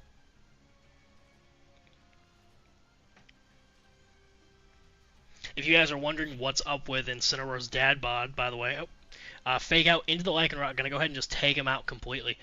Shadow Ball into the Hatterene, not able to quite do it, but takes down his special defense just a little bit, able to get off that Future Sight just before going out. But the Summertime Incineroar was available during our summer event that we had hosted recently, as well as a completely Fakemon Pokemon, which was a sort of like Summertime Electrode, which was Beach Ball. So it was electric water. Definitely join in, guys, if you haven't already. Check that out. We like to host events every single month. This month we're doing a fireworks festival where you have a chance to get Ogerpon. So perfect time to join, huh? Steve taking some time to figure out what he's doing next, throws out the Alolan Ninetales and gets that snow warning up.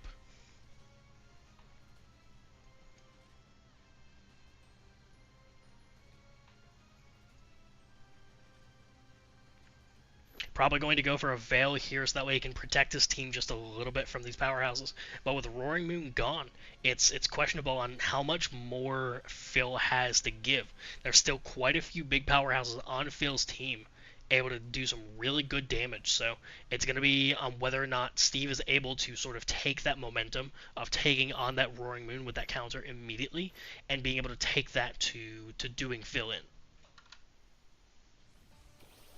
Alolan Ninetales is going to come out for what I can only say is another Ampharos.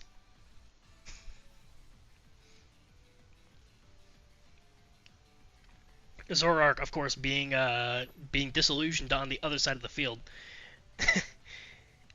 And the actual Ampharos being on this side. Alolan Ninetales is going to come out again and get that snow warning up, completely undoing that drought from the Torkoal. Both teams kind of just going back and forth on setting different weathers.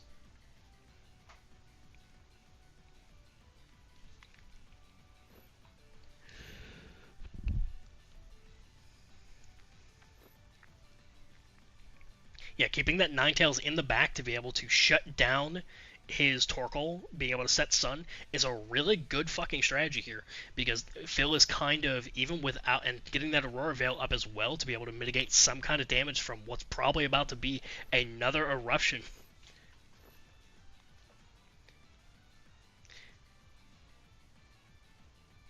A Flare Blitz coming out and immediately getting that eruption off to take out that Ninetales. Not able to shut down that drought anymore, but hopefully he's going to have to pull out that Torkoal and then bring him back in if he's wanting to get something done.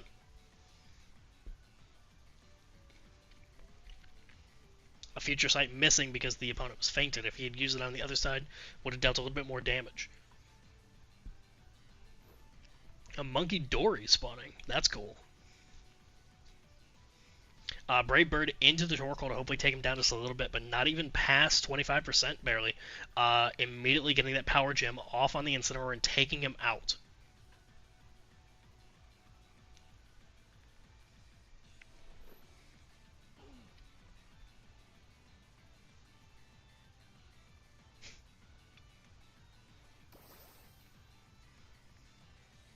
Hatterene coming out, of course, and like putting some pressure on the other side once again. Could easily go for a barrier or could go for a Future Sight again before going out. It's questionable of how long that Hatterene's going to be able to stick in. The Golden Go comes out to hopefully soak up some damage. The Hatterene goes down to a Brave Bird. Probably would have been better to do a Flare Blitz into the other side. However, you would have had to really read that sort of switch. Power Gem into the Golden Go, but not really doing even 25%. Drought activating once again, kind of giving Phil back his big lead with Eruption. All Phil's got to do now pretty much is just spam Eruption, and he is in the home stretch. Flare Blitz coming off with that Drought and taking out that Torkoal, and immediately getting that Power Gem off on the Torkoal as well, taking him out completely. Now it's a question of whether Phil is able to take its last bit of momentum with this Hisuian Lilligant to be able to take out both of his opponents.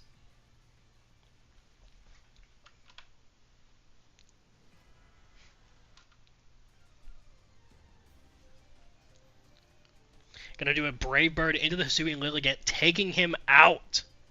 And that is going to be game 3.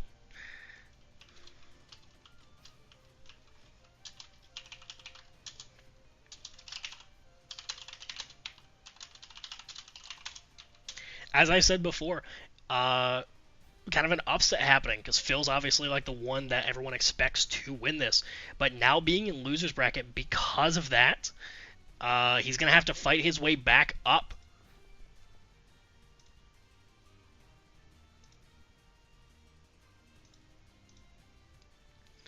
Yeah, Steve taking that last set and moving on.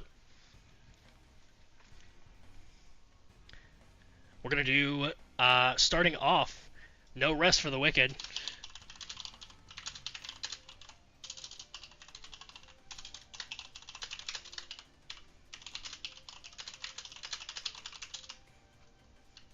Yeah, Phil not getting any sort of respite, having to immediately go back into a fight.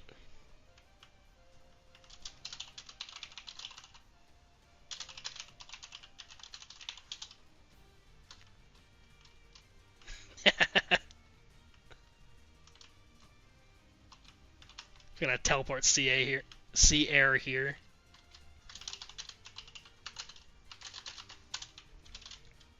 Oh, there they go. And a Meloetta, wow.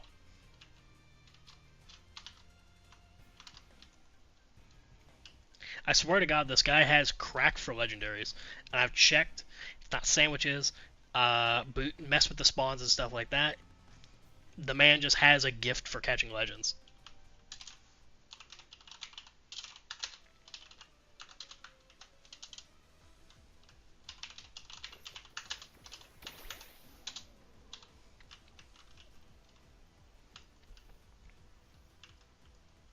No, there we go. That's the way to do it. Gonna bring out both Incineroars, both getting the attack drop on either side, as well as the Golden-Go and the Hatterene. The Hatterene looking a little scared with that Golden-Go on the other side. It's a question of whether he's going to take that Hatterene out to keep it safe, or whether he's going to try to just get something off now before dropping to that Golden-Go. Power Gem into the Incineroar, taking him down to 50%, and then a knockoff on that Golden-Go, and getting rid of his air balloon.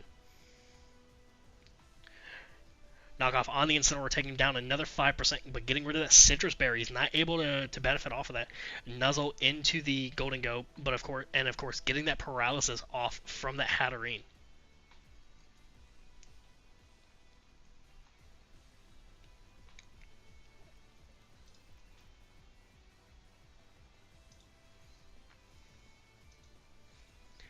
Some good headway on both sides, both taken down to a little below 50%, as well as a paralysis on the opposite side. It's a question on whether either of these Incineroars are going to dip and be able to get another Intimidate off later on in the game, or whether or not they're going to just try and get whatever they can off here. Hatterene going back and then bring out the Torkoal to bring out that Drought, and then a knockoff going on to the Torkoal immediately, getting rid of that Heat Rock. But not before it activated, I think. I think it activates whenever it first comes out and activates Drought. Flare Blitz onto the Golden-Go, taking him out immediately and getting a nice fucking crit as well. Incineroar not really having a whole lot of HP left, but having gotten quite a bit of leeway on that, and a lot of headway on that. Slowking coming out likely to use what is it called? So bad with these names. Chilly Reception. Hopefully to get that Chilly Reception. Going for a knockoff onto the Torkoal, as well as a knockoff on the Slowking to take it down just a little bit. Getting that poison from a Sludge Bomb off on the Torkoal to hopefully take him down just a little bit. Stays at 1 HP. That last little bit is Phil going to take out the Torkoal to hopefully be able to get one last Drought up and put one of his Pokemon at risk this turn, or is he going to just try and get off one last Eruption?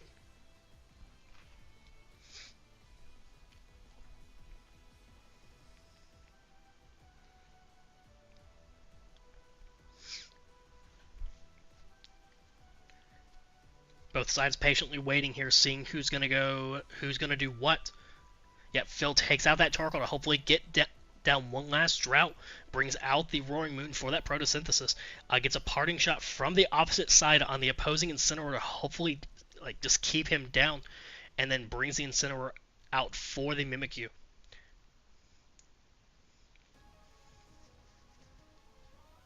Gonna do another parting shot on the opposing side and bring down that Mimikyu's damage as well, and immediately bring out the Golden-Go. Golden-Go going to take that Sludge Bomb, but not take any damage or poison from it at all because of being a Steel type. So perfect switch from Phil to be able to just kind of eat that damage. Had a Psychic type move or something like that would have came out, it still wouldn't have done a whole lot, but it would have at least been something to keep it going. As well as that, could very well have gone for a Chilly Reception to be able to shut down that Drought, but Phil keeping that Torkoal in the back to be able to throw it out one more time. That Iron Head going into the Mimikyu to get rid of that Disguise a little bit and deal just a little bit of damage. Swords Dance coming out as well, but that Make It Rain going to knock both sides out completely. Slowking and that Mimikyu. Especially with that damage boost from Stab versus the super effective against the Fairy type, not looking good. Both sides completely taken out.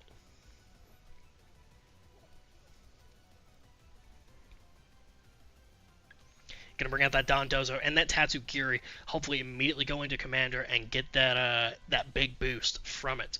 Gonna obviously do the Toxic Orb on the Tatsugiri as well. We'll see if Sierra is really able to gain some sort of headway on this with being able to get those big boosts off on Dondozo, but we're seeing a real match of powerhouses. Roaring Moon going to go back for Athena coming out, the Suian Lilligant, as well as the Hatterene, hopefully to be able to do some kind of damage. That Order Up immediately going into the Suian Lilligant, taking him down almost completely because of those fucking boosts, immediately with a crit as well. Tatsugiri getting poisoned for the Toxic Orb and hopefully staying down long enough, or that Dondozo hopefully staying around long enough to be able to deal some good damage with the Tatsugiri going away. Solar Blade going into the Dondozo, but not even dealing 50%. Order up on the Hisuian Litigant, again taking it out completely, and Nuzzle on that Dondozo, hopefully to kind of shut it down just a little bit. Roaring Moon coming out once again, Prosynthesis activating once more, and being able to get that big attack boost. But is it going to be enough to take out that Dondozo, especially with those 2 defense boosts from the Order Up? Outrage on the Dondozo, only taking him down to about 34%, and the Order Up onto the Dondo, or onto the Roaring Moon, almost killing him completely. That Psychic on the Dondozo taking him down to 20%, likely going to have a rest coming here very soon, but it's questionable how much Phil is able to fight against this tactic. Outrage on the Dondozo one more time, taking him out completely, and leaving that Tatsugiri on the field. Was able to get it off before a rest was incoming. Future Sight onto the Tatsugiri to hopefully take it out in 1 or 2 turns. That Incineroar coming out and getting that attack drop on both sides to hopefully be able to shut down that Roaring Moon a little bit, especially from the attack boost from Photosynthesis.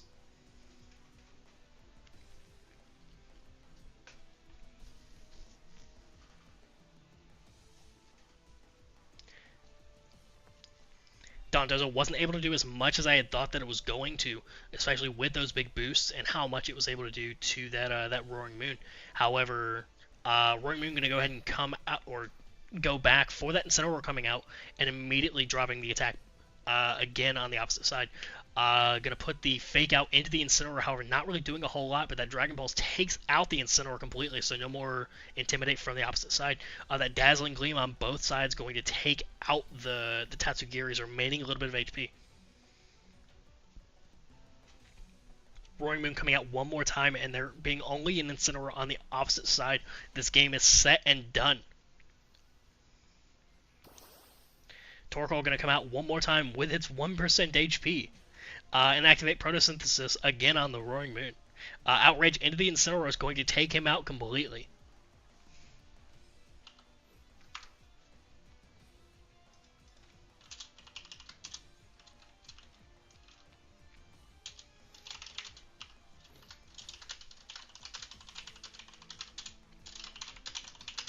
It was a very good match. I very much expected that Dondozo to do a little bit more, and I was kind of surprised on how it got kind of shut down. If C really wanted to, they really do need to get that Tatsugiri to kind of lose a lot of his HP beforehand, before going into that Dondozo. If that Dondozo can come out a little bit into that Tatsugiri being down, he can get a lot more out of that Tatsugiri holding that Toxic Orb. As it stands right now, it's kind of inhibiting him just a little bit because he's not able to get as much as he's able to. But of course, that's also a gamble completely whenever you play like that, because you got to be so worried about whether you're going to be able to get enough out of it beforehand, or if it's even just going to die on the field before you can get that sort of thing off. We're going to see Golden Go and Slow King come out, as well as the Hatterene and the Incineroar getting that attack drop on the opposite side.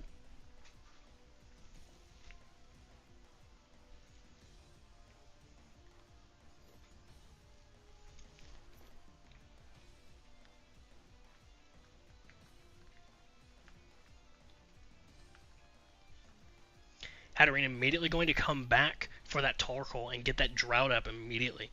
Power Gem into the Incineroar, and then a Flare Blitz as well into the Golden Go, taking him out immediately. That Incineroar going to drop down to 30%, however, immediately comes back up with that Citrus Berry.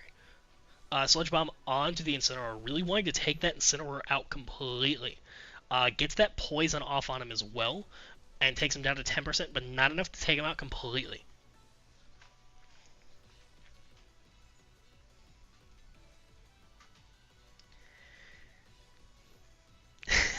Cooler Jimmy. Mimikyu going to come out as well and hopefully be able to get some kind of headway. A good read here on C's side might be to do a Dazzling Gleam, possibly expecting that the Roaring Moon to come out, however, instead goes for the Sword Stance and getting that attack boost. Immediately going to Parting Shot into the Mimikyu, just defeating the purpose of that Sword Stance, other than just a little bit. Going to bring out the Golden Go one more time. Sludge Bomb into the Torkoal, taking him down almost all the way, but not quite. And being able to get that, or going into the Will-O-Wisp into the Golden Go and not able to get anything off due to its signature ability.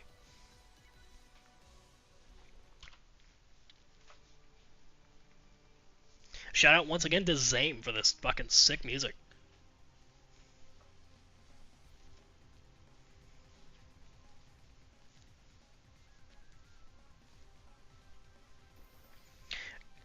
Gonna bring him out and bring back in the Incineroar to hopefully get that Intimidate on one more single time.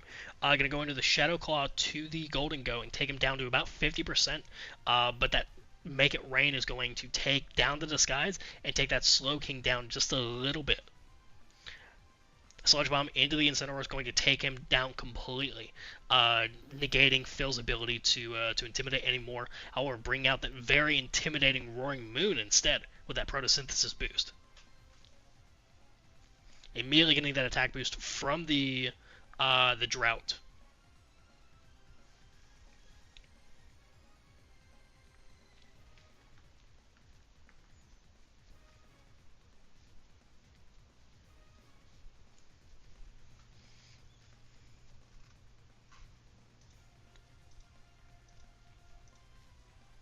Of course, still have that Tatsugiri and that Dondozo in the back to be able to switch to at any point. Shadow Sneak into the Golden Go, not going to take him out completely. Gonna stick around just with a little bit more HP, but that Iron Head into the Mimikyu is going to just completely wipe him out. Shadow Ball into the Slow King is also going to almost completely wipe him. Takes down that special defense just a little bit, and gets a Sludge Bomb into the Roaring Moon, poisoning him in the process, down to 50%. This Roaring Moon really a glass cannon, not able to stick around for too long. The Slow King, if it's able to get on like a chilly reception or something like that, Intimidate going into either side to be able to negate some of their damage just a little bit. Chilly Reception right now would probably lead to Phil bringing out the Torkoal one more time, but if C's able to bring out the Dondozo, they might be able to expect it and be able to go into something like a Wave Crash or something like that. Into where they know the Incineroar is going to come out. They just have to sort of read the where they're going to go back into on what's going to switch. Or Phil might even be able to read the read of the switch. Go from there. It's a cool thing about competitive Pokemon, huh, guys?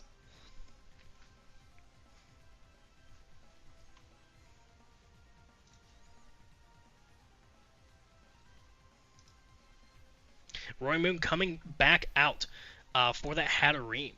Gonna do that Shadow Ball into the Slow King, take him down just the rest of the way. Not even able to get off that Chilly Reception. Flare Butt's gonna go into the Hatterene, taking him down pretty much almost all the fucking way.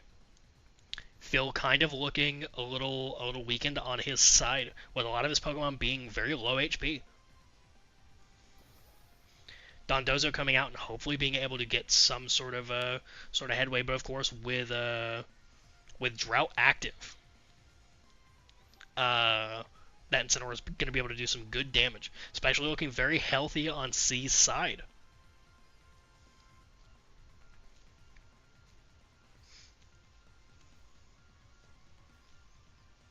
Shadow Ball onto the Dondozo, but not able to really do a whole lot. It's a big defensive wall. Flare Blitz onto the Hatterene, going to take him down completely.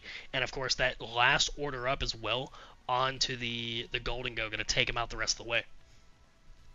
Phil down to some of his last Pokemon with Roaring Moon and Hisuian Lilligant coming out once again.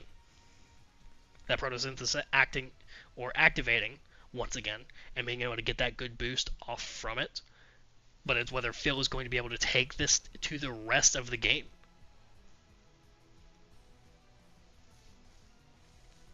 Solar Blade onto the Dondozo, absorbing light immediately and one-shotting that Dondozo, taking him out completely.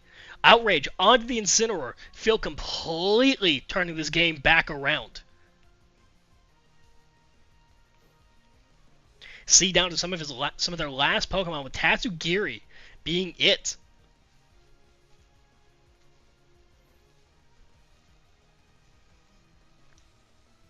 A little bit cocky. Does that GG immediately at the beginning. Yeah, Sierra thought they had them. I did as well. I honestly thought that they had them right there.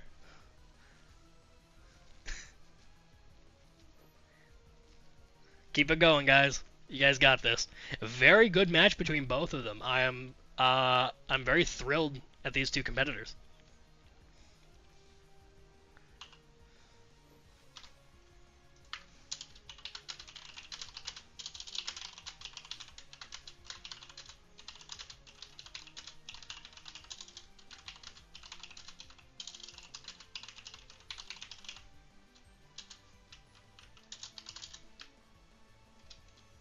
That 1 HP Torkoal in the back.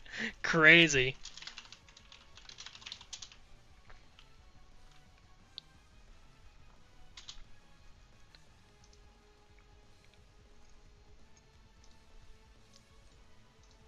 And that is going to be... Order for Phil. Yep, there we go. Phil moving on.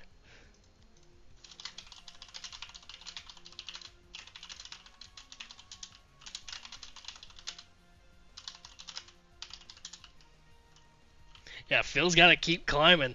Well, just one after another.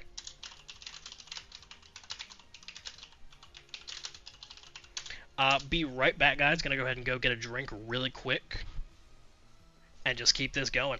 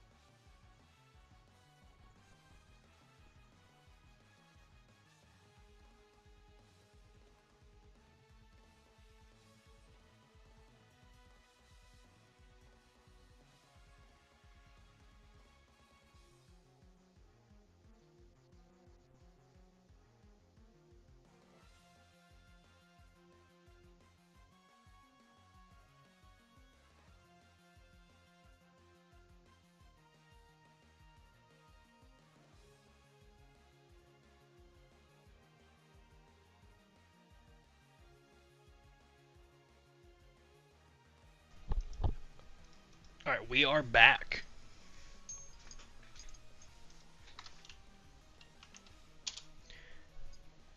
It's going to be...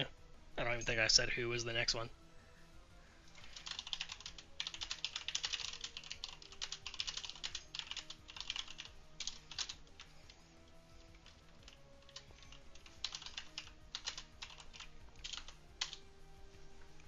It's going to be Phil versus Coac John.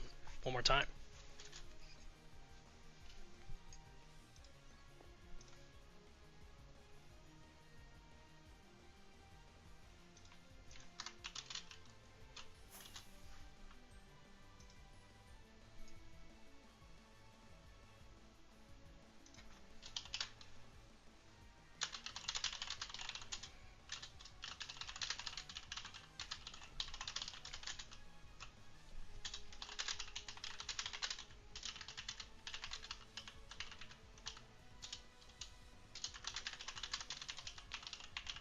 A little bit of technical difficulty here. I confused. I thought Surf said earlier they weren't able to continue.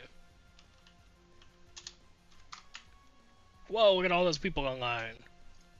If you guys haven't already, go check out Cobblemon Vulkan. We're on CurseForge. It's a fucking phenomenal time. We have a great spawn. We have a huge team working on this. So we got a good 15 minutes. Alright, let's get it.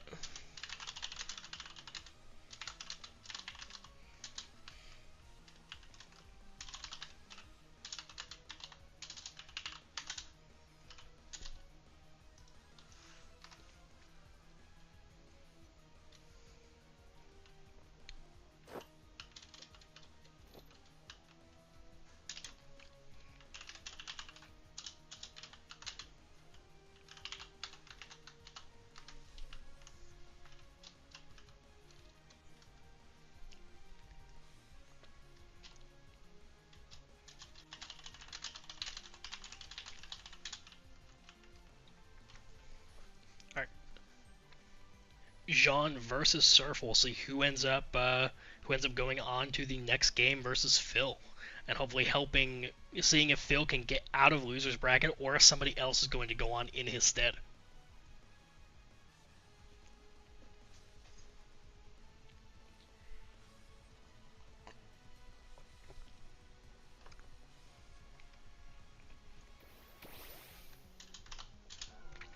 The Phalanx with that Milotic coming out, as well as the Inteleon and the Lucario on the opposite side.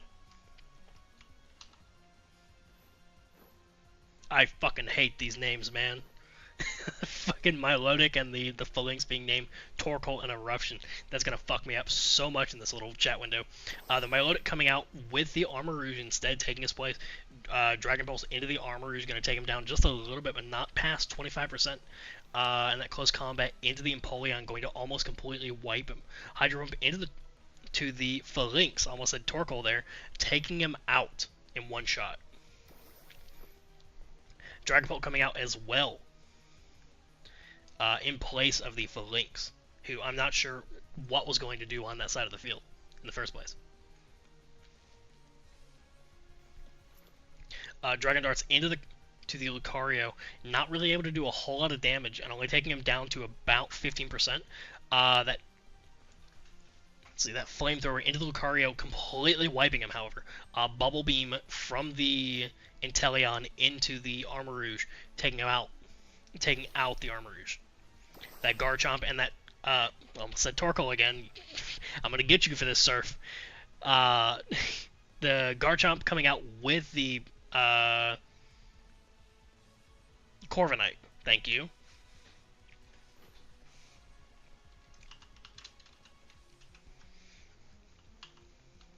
That Phantom Force coming out from the Dragapult and getting the Dragon Claw into the or trying to do the Dragon Claw on the Dragapult, completely missing it due to Phantom Force. Hydro Bump into the Corviknight's gonna deal some good fucking damage and barely do some with Steel Wing into that Garchomp. Corviknight coming out for that Milotic to hopefully take some damage off. Empoleon going out with that Phantom Force, and that Dragon Claw going into the Dragapult, taking him out completely.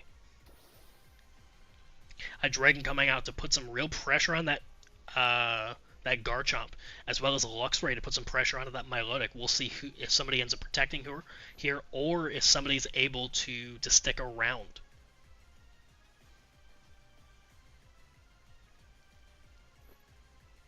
That Dragon Claw into the Hydreigon, going to take him out completely, or winning that speed match. And immediately going for the Dragon Claw and getting a critical hit like that, going to completely wipe him out.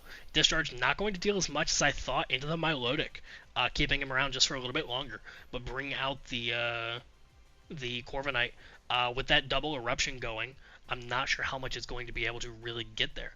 Quick Claw activating on the Garchomp and able to get that big boost into the Corviknight, immediately going for the Discharge once again, getting the Paralysis on that Milotic once more, healing just a little bit of leftovers, but not really able to be enough to keep it around.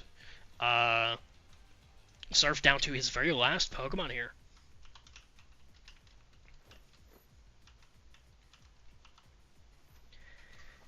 Discharge on the Milotic, not going to, or going to completely take it out, and is going to be immune for the Torterra, winning Coac the first game.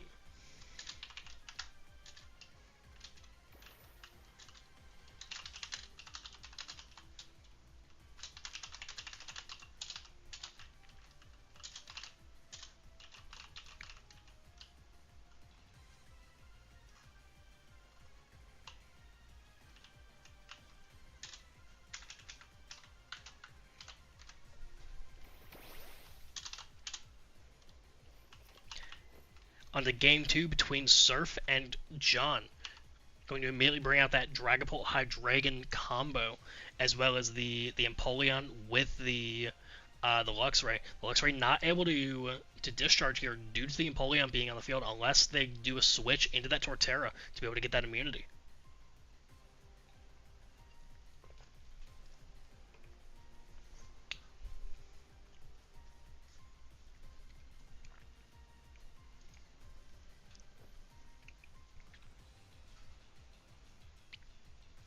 Crunch onto the Empoleon, going to get a crit immediately, take him down quite a bit. Not caring about the Empoleon and his side of the field, he's going to go immediately for a discharge, taking down that Empoleon just a little bit more, but getting the paralysis on the other side of the field and almost killing the Hydreigon.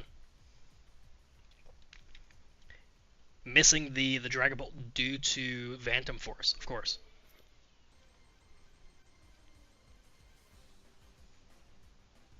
Perfect timing for the Sinnoh battle music to be playing.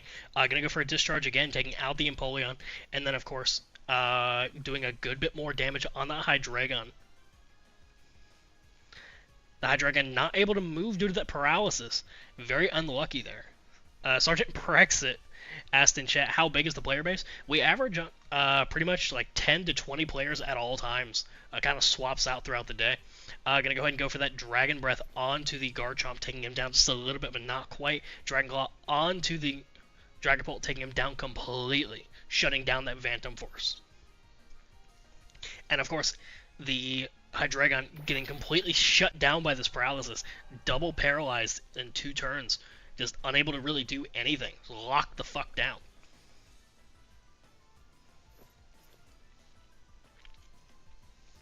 It's a question on whether Surf at this point switches it out or if he just keeps it on the field to hopefully get rid of it at this point. Dragon Claw onto the Hydreigon to finally take it out completely. I'm going to go for a discharge against the Milotic on the other side, but not really dealing a whole lot of damage just because of how tanky that thing is.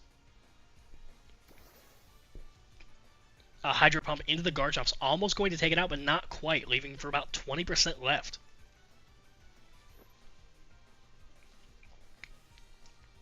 Hey, new player just joined. Remember, guys, if you guys haven't already joined, we're not a brand new server, but pretty much.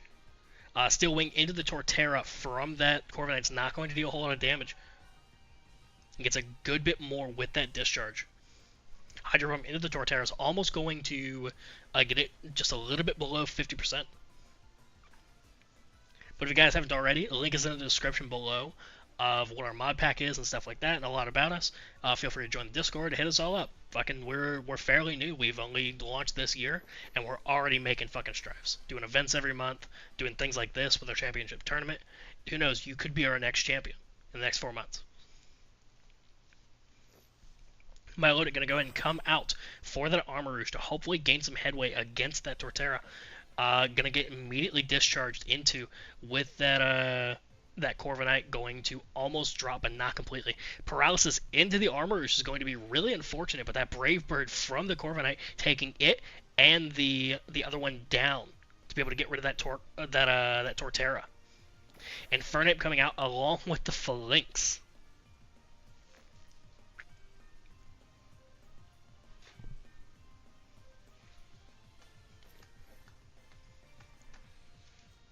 Let's see who ends up. First up is going to be that Fernape going for Acrobatics into the Torkoal, or into the Armor Rouge, take him down just a little bit, with that Crunch going into the Armor Rouge a little bit as well, almost taking him down. That Psyshock into the Infernape with that super effective Psychic versus the Fighting, going to completely take him out. Another Fighting type coming out, Lucario, hopefully able to gain some sort of headway against this this Armarouge.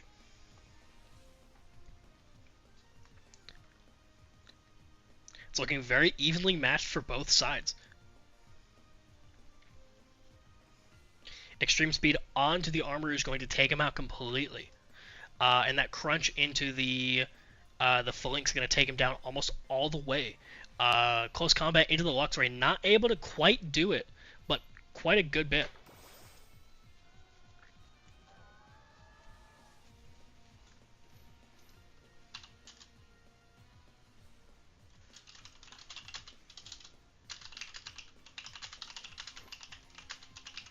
Yeah, another thing as well, guys, we do have Flight and Claim.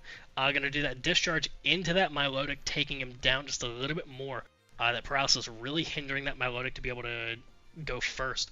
As well as that Lucario going to close combat into the Phalanx, almost taking him down, but not quite. Never mind. Game lagged. That Paralysis really affecting that Milotic, unable to even move.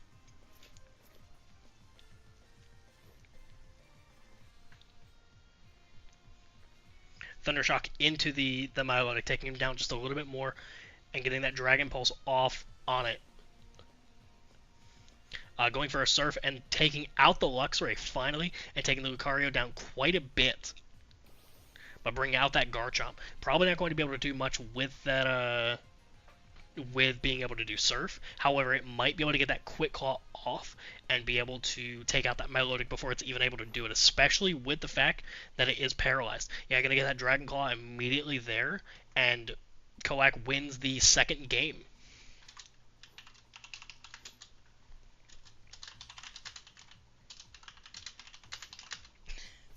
How I win.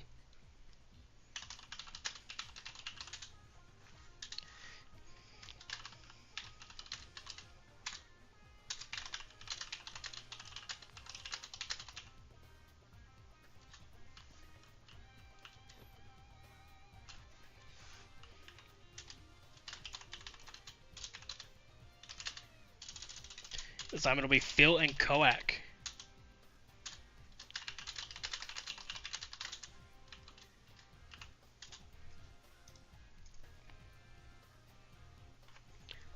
Big as a player base. Hopping on as we speak. It's a bit less when the Americans are asleep. I was the only one online for a while this morning, but it's still pretty active. Yeah, no, we have our ups and downs. A lot of time we like it used to be back when I was still developing it and stuff. And whenever we very first started, there'd be times when I'd be able to pop on, and there wouldn't be a whole lot of people. Like there wouldn't be anybody on at the time.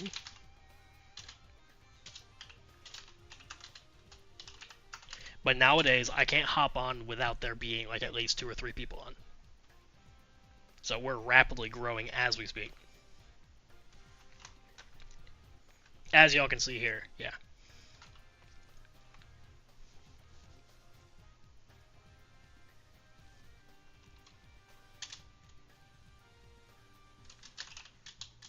Oh, let me update the thing real quick.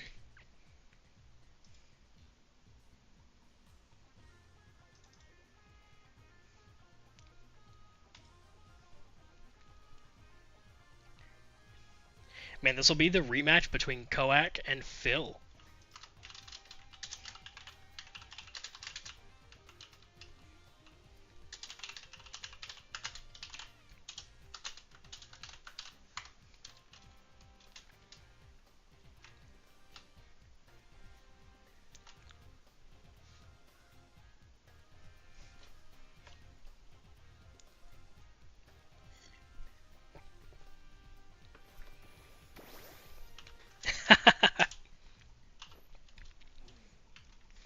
Coming out with the Torkoal and the Roaring Moon immediately versus the Torterra and the Luxray. Once again, this is a rematch between these two players. Photosynthesis activating, oh my goodness, on that Roaring Moon, immediately going into the Outrage on the Luxray, taking him out one fucking shot. crunch on the Roaring Moon, not able to really do a whole lot because of that resistance. And getting that eruption off on the Torterra, even 1x effective, still quite a bit of fucking damage.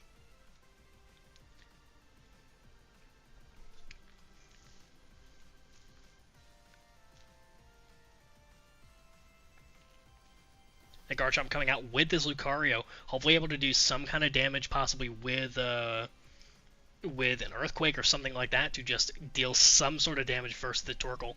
Outrage on the Garchomp, going to one-shot him completely, winning that speed match. Immediately getting confused for the trouble and getting Dragon Pulsed by the Lucario, but not able to take it down, barely below 50%. Immediately going for the Eruption into Lucario once again, taking him out completely. As Sunlight staying strong, bring out the Infernape as well as the Empoleon. Hopefully able to get some kind of headway with that Infernape, but I'm not sure about the Empoleon. Possibly being able to go for something like a Hydro Pump into the Torkoal, but with Sun being up and it lowering the strength of Water-type moves, it's really going to be hard to gain any sort of headway here for Coac. Outrage on the Empoleon isn't going to deal as much as he hoped. Take him down to 41%. Acrobatics into the Roaring Moon, not able to quite deal with him. And of course that Hydro Pump into the Torkoal, almost getting him done. That Eruption on both sides, not able to take them down completely. Then Empoleon holding on with about 21% left, and then Infernape still looking pretty fucking healthy. Especially with that Acrobatics, it might be able to deal some good damage to that Roaring Moon before going out, or even just get rid of him completely. Lilligant coming out, and of course that Confusion hitting that Roaring Moon and taking him out completely. As well as that Close Combat going into him. That is going to do in the Roaring Moon.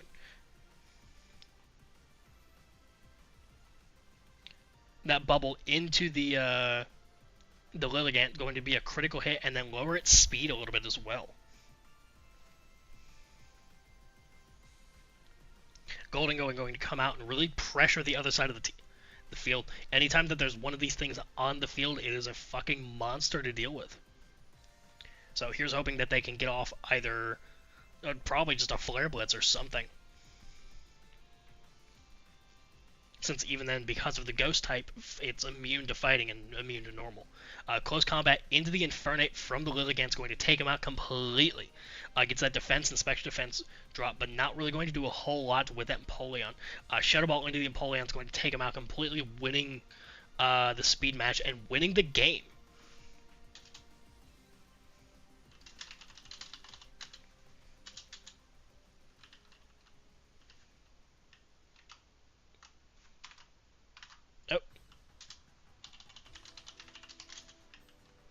Oh, we might be lagging, guys.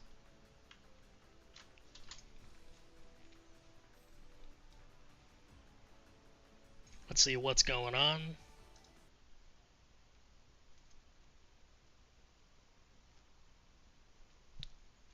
Is it a big spike? What's going on? Oh, there we go.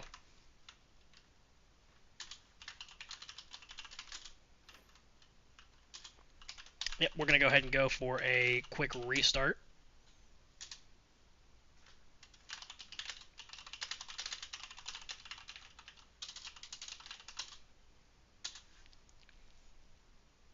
Yeah, we're going to do a quick restart in between these matches.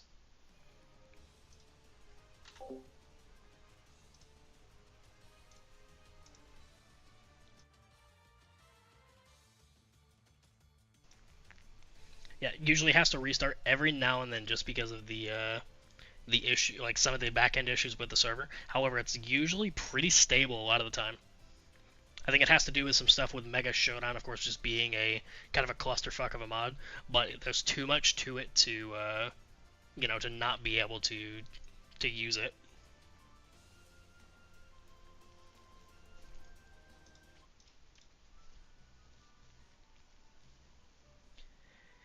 But going pretty good so far. Here's how the bracket is looking so far, guys.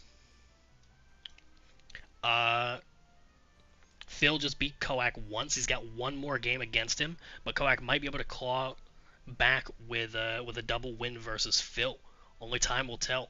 But after that, it'll be Phil by himself here in Losers Bracket, and then for a moment, and it'll be Sev versus Steven. And whoever ends up winning that will go against Phil.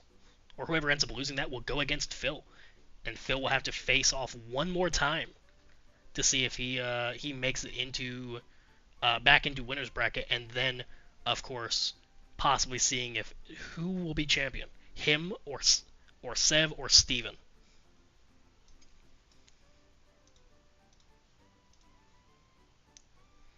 Server's restarting real quick. Again, guys, time to shill. If you haven't already, we have a cool mod pack. It's called Cobblemon Vulkan. We've been around for a couple months now. Been working on this for since like June of last year. And, I mean, it's free to join. We don't really have pay to win. We do have ranks and shit like that, but all of it's pretty much available to free players anyways. It's more so just to support the service since I do this full time. Feel free to join in, hang out, come just see if it's fun. And if you enjoy it, stick around. Alright, let's get back into it, guys.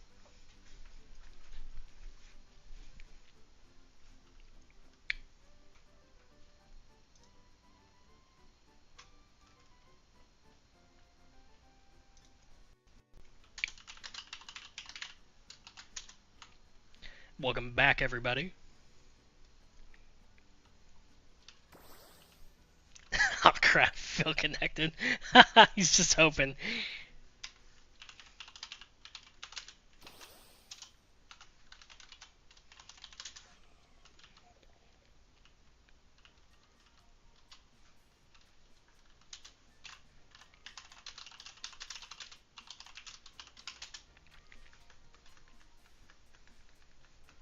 Round 2 will determine if we end up going into Game 3 or if Phil will end up going ahead in losers.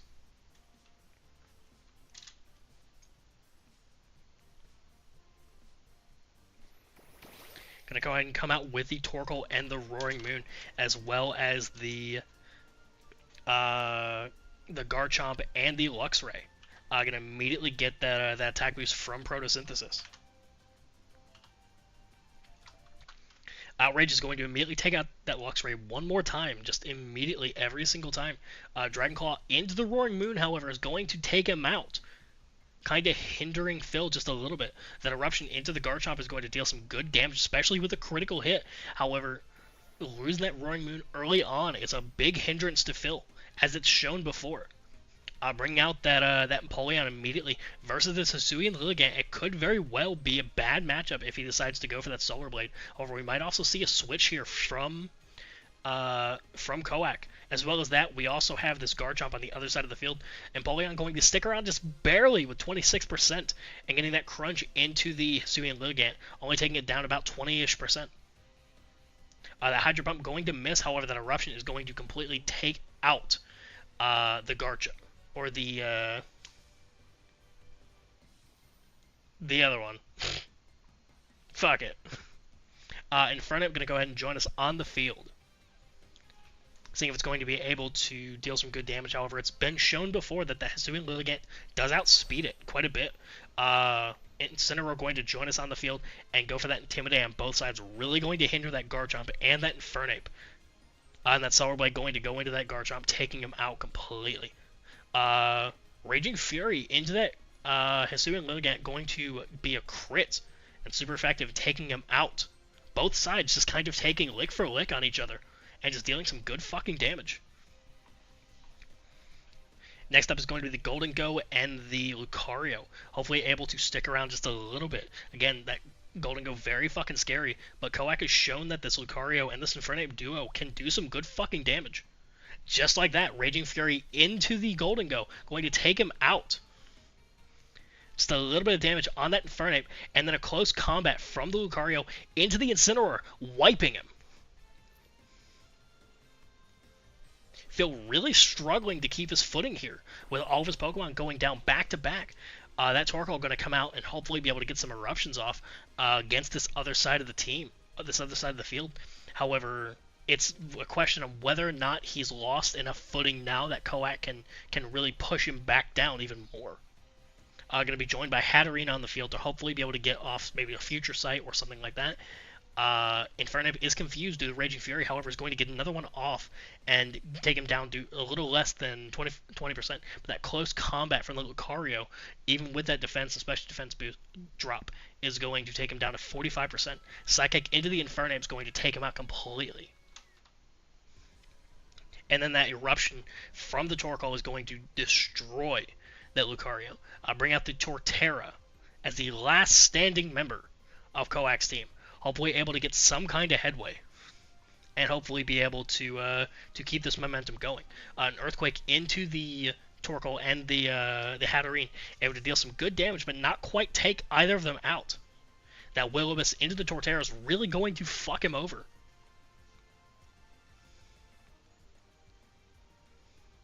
We don't know if it's GG just yet. Get that Earthquake into it and take down that Torkoal just that last little bit. However, again, that burn really hindering him, especially with that Psychic going into him. At this point, it is Hatterene versus Torkoal into this Torterra as the last standing member of Coax team.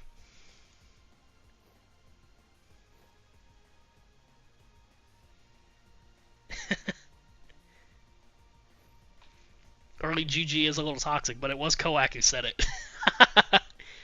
Elite Storm into the Aphrodite is going to take him down to 30% if he can miss just one of these Psychics. But doesn't. That's going to take down that Torterra and finish off Game 2.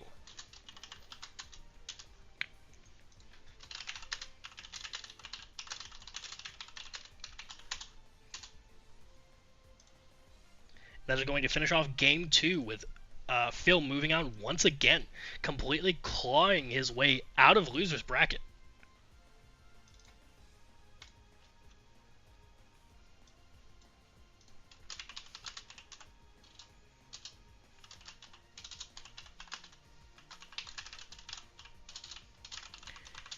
Next up will be Sev, the Seven, and Steve. One more time. While I wait for them to get on the field. Gino's just been chilling down here. While I wait for them to get on the field. Hey guys, come check out our server. Look at that, we got a cool spawn. And we have an even cooler overworld with a bunch of little Easter eggs and stuff like that. Wild legendaries and some static ones as well that you can find their original locations. No, I'm not competing, unfortunately. It would be fun. But, very much conflict of interest. Maybe one day. Maybe one day I'll have some fun.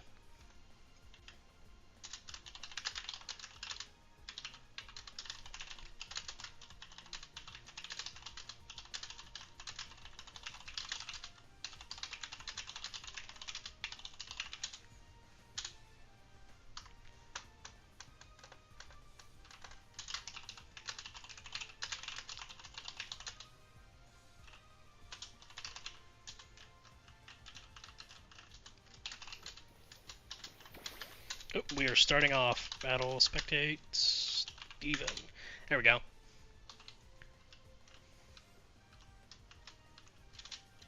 Going to start off with this, with the Aegislash and the Sableye versus this Ampharos and this Alolan Ninetales.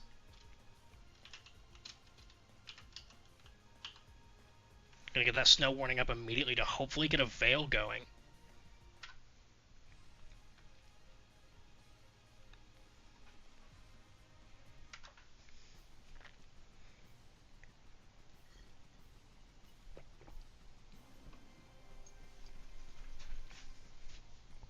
Gonna do a fake out onto the onto one of them. I'm not sure which. Just because of how this works, because he named all of his Pokemon Zoroark. Gonna go for a nasty plot and then get that Aurora Veil up from the Ninetales. So I'm assuming that that the Ampharos is not real. Probably immune just because Prankster doesn't affect Dark types. That Aegislash is going to go for a close combat. However, once again, it's immune, being a ghost type. Meaning that Ampharos really is the Hisuian Zoroark in the back, waiting. Gonna get that Veil up and not much else. However, with that nasty plot as well on that Zoroark, really getting a good boost, round 1.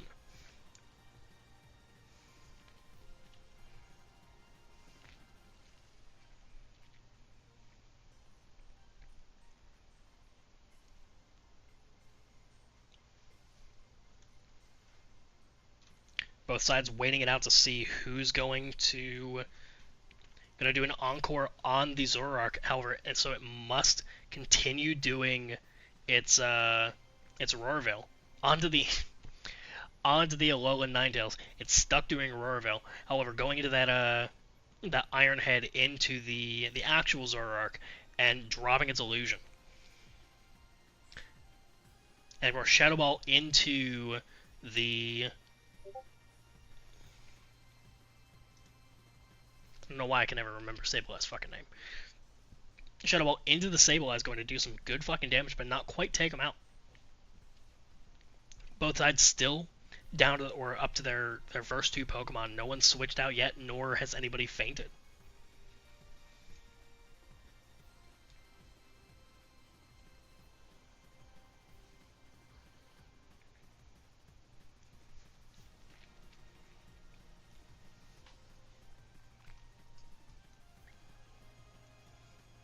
Say, well, I can very much go for some different stuff. I could easily go for a Will-O-Wisp, but hopefully take on just some chip damage on this Alolan Ninetales. The Zoroark could very easily go for... gonna go ahead and switch out the Ninetales for this, the actual, Ampharos. Getting burned in the process. Pretty good play. Gonna go ahead and do a Shadow Ball onto the Sableye, taking him out completely. However, that Iron Head from the Aegislash going to completely wipe him and finally take out that very problematic Zoroark. Gonna throw out the Talonflame as well as the Dragapult. Both sides kind of neck and neck still on what Pokemon that they have in the back. Of course, with Gale Wings on this Talonflame, it really could do some good damage. Or just go for a Flare Blitz into that, into the Aegislash. However, that's if Sev decides to go for King Shield and protect it, or whether he decides to go for more offensive approach, or just switch it out completely.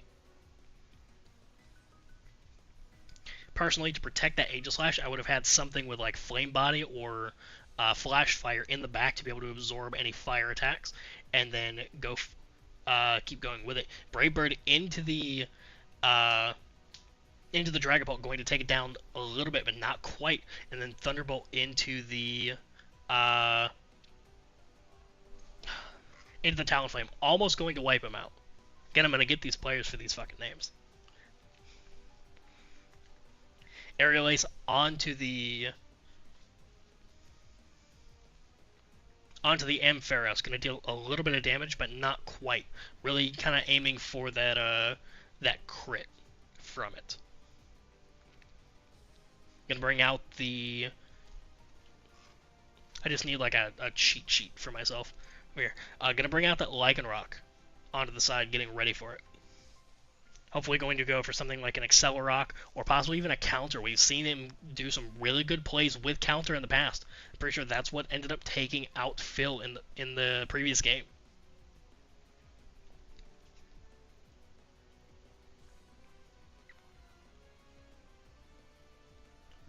That Aurora Veil still affecting Steve's side and still protecting him quite a bit.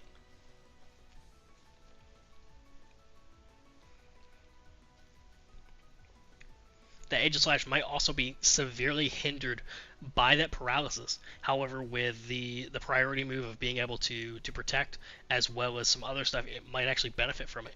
U-turn into the Lycanroc isn't going to deal a whole lot of damage, but it's going to take out that Dragapult and bring in Sinistcha. That Power Gem into the Sinistcha is almost going to take him down completely, but gets up quite a fucking bit from that Citrus Berry. Iron Head into the Talonflame, going to take him out that last little bit.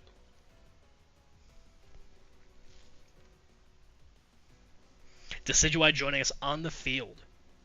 Ghost type versus Ghost type, hopefully able to deal some damage to this Aegislash, because it's still looking pretty tanky. Even with this paralysis, it's not really taking any damage at all from the opposing side. Whether it be that maybe Steve is just not intimidated by this thing at all, but regardless, with it being able to drop attack whenever it gets hit or something like that, he needs to deal some kind of damage to it.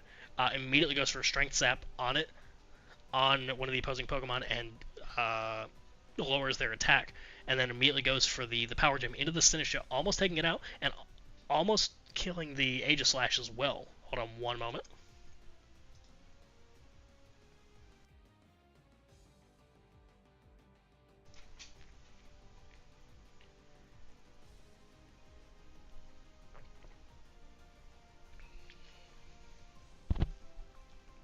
Both teams still looking pretty neck and neck here. That Strength Sap onto one of the opposing Pokemon, going to lower its attack just a little bit more, but not enough to keep around the Aegislash. Aegislash going to go down to the Ampharos, and then immediately get Spirit Shackled by the Decidueye with the Sinistcha, almost taking it down, but not quite once again. That Sinistcha now locked in place, unable to switch out, and unable to use its ability of Hospitality.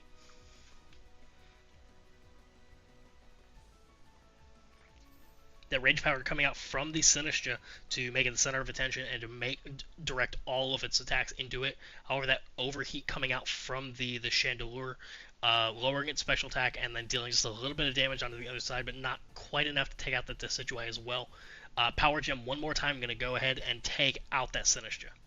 Spirit Shackle onto the Chandelure, almost kills it, but not quite. 42% left over. And then Dragapult coming out one more time. The Decidueye really doing some bad damage to Sev's team with Spirit Shackle. Kind of a niche pick for any Pokemon. Well, Decidueye is the only one who learns it, but either way, kind of a niche pick, but still a pretty good fucking case for this one. Gonna Shadow Ball into the Ampharos, taking it out, and the Heat Wave is going to deal just enough damage to take out that Decidueye one more time.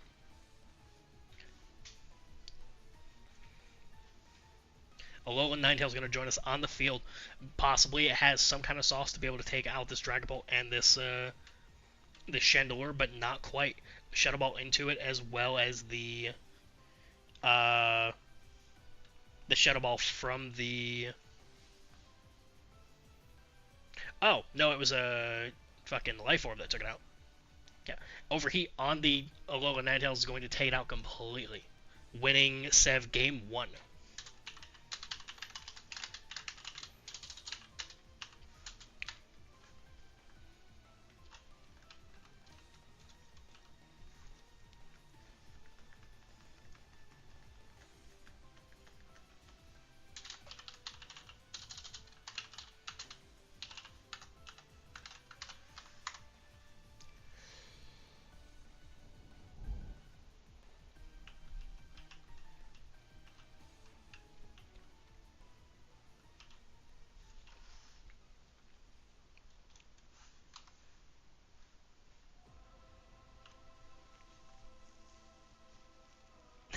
That's perfect. Battle Ghost Trainer. Again, this music is all from Zame on YouTube. But perfect timing for Sev's team, considering it's all Ghost types. Gonna bring out the Lycanroc with the Alolan Ninetales, as well as the Sableye and the Aegislash.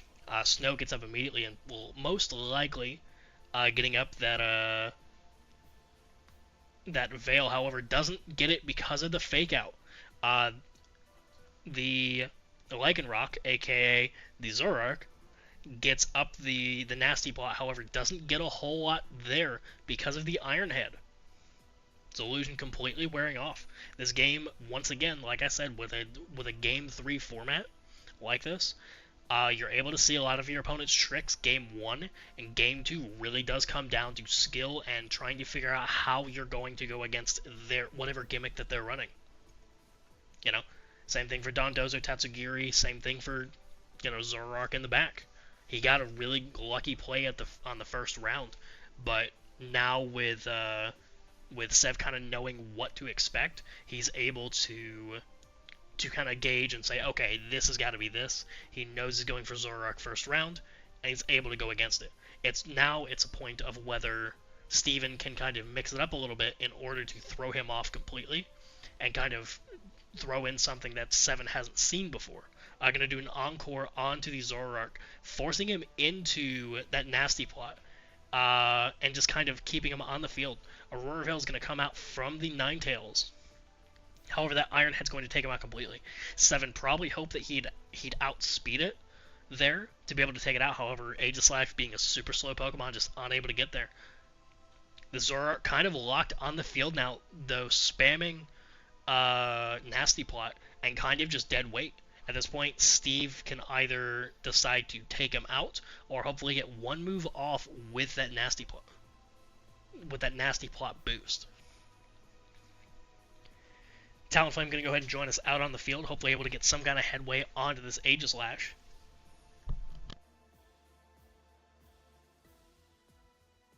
Oh, but once again, a crash from Seven.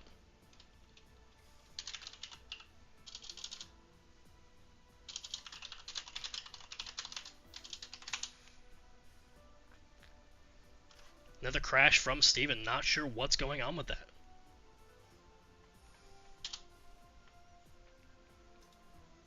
Let me check out this error that he sent real quick. Let's see what we got. Bit of technical difficulties really quick. Let's see.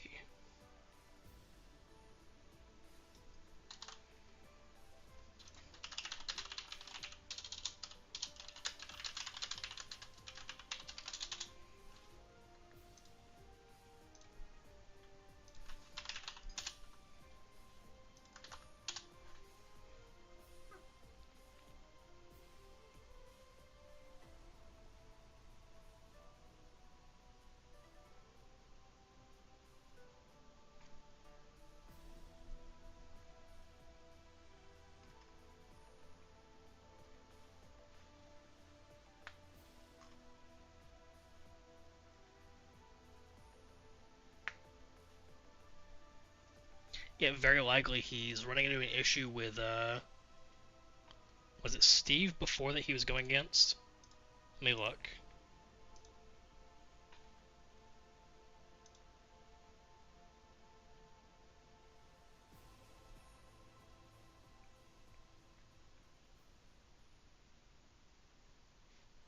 No, before it was Seven and Surf who were going against each other before, so it has to be something on Sev's side.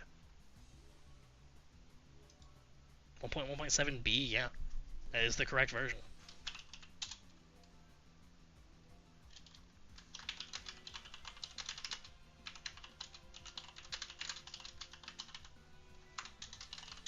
He's going to go ahead and reinstall really quick, just a bit of technical difficulties. We're going to go ahead and move over. See what game is next. No, actually, there is no other game. This has got to happen.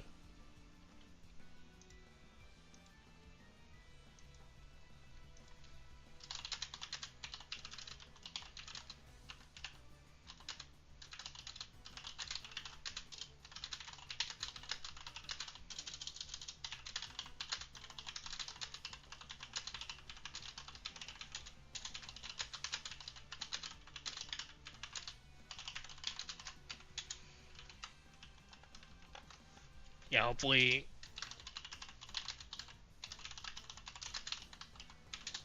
reinstalling does work. I mean, if he, yeah.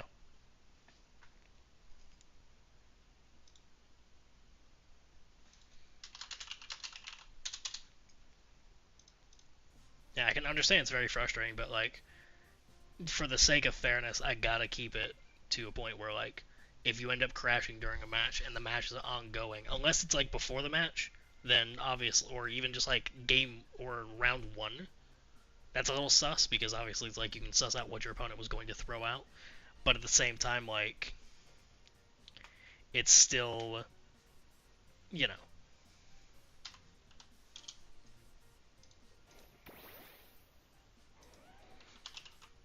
Because we're getting an impromptu match between Jahito and Steven.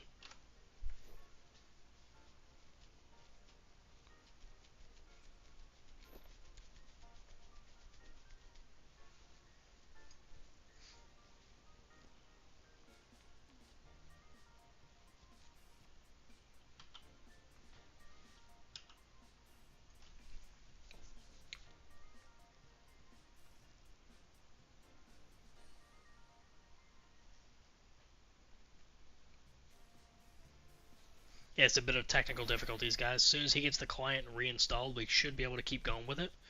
But at the moment, we just gotta make sure that for the sake of fairness, we keep things going. Hopefully, he's able to get back in, doesn't have that crash anymore.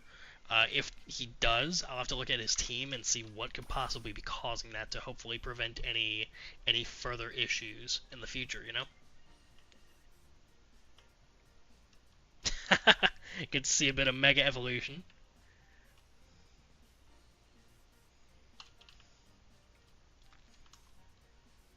Like I said, with a bit of an impromptu match here between these two players.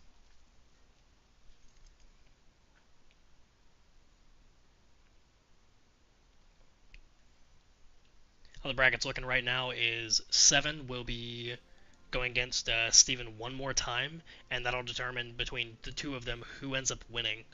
And then, of course, Phil, being in loser's bracket, he might end up going against Steven, or he might end up going against Steven, depending on if he ends up going against, if it's Sev versus Phil, we might end up instead doing a showdown match, just to make sure that things do stay fair and that it is completely stable and that there's no crashing issue between them.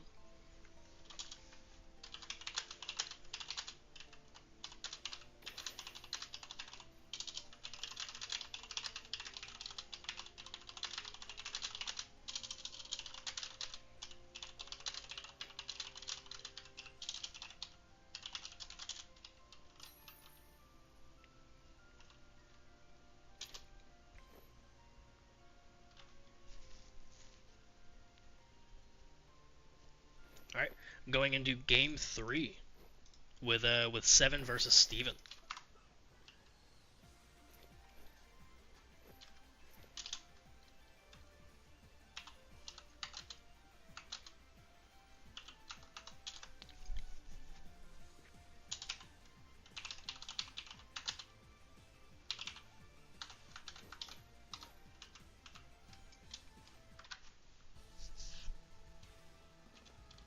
Alright, 7 versus Steven. One more time.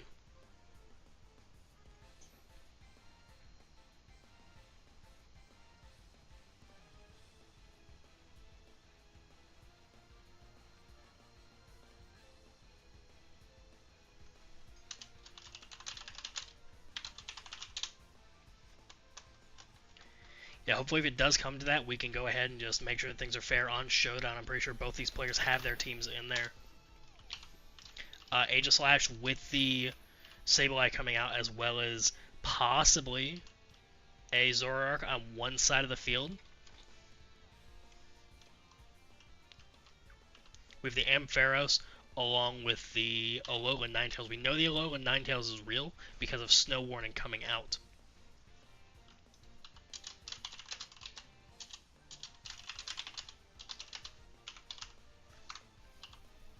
Fake out into the Alolan Ninetales. Going to go ahead and take it down just a little bit and prevent that that Veil from coming out.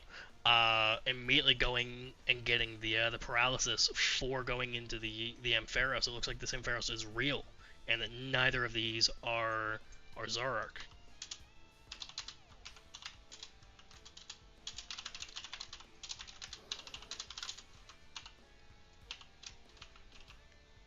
Like, we're gonna go for Veil on that that Ninetales on their side, as well as gonna bring out the Ninetales and throw out the Lycanroc instead. Gonna do an encore onto that that Ampharos, which is gonna go for a Thunder Wave onto the Aegislash. However, it's already paralyzed, so there's not really anything else it can do. Looks like that Lycanroc wasn't a Lycanroc; it was a Zoroark. Gonna get Iron Head, and that illusion is going to completely wear off.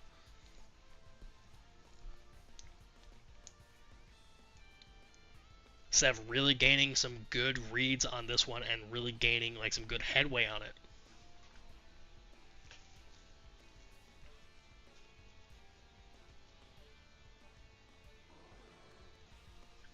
Phil kind of waiting there in the back, waiting for his next match. Gonna go ahead and take out the Ninetales for that that Talonflame, immediately taking out that Aegislash with a Shadow Ball into it, and bring out that Dragapult.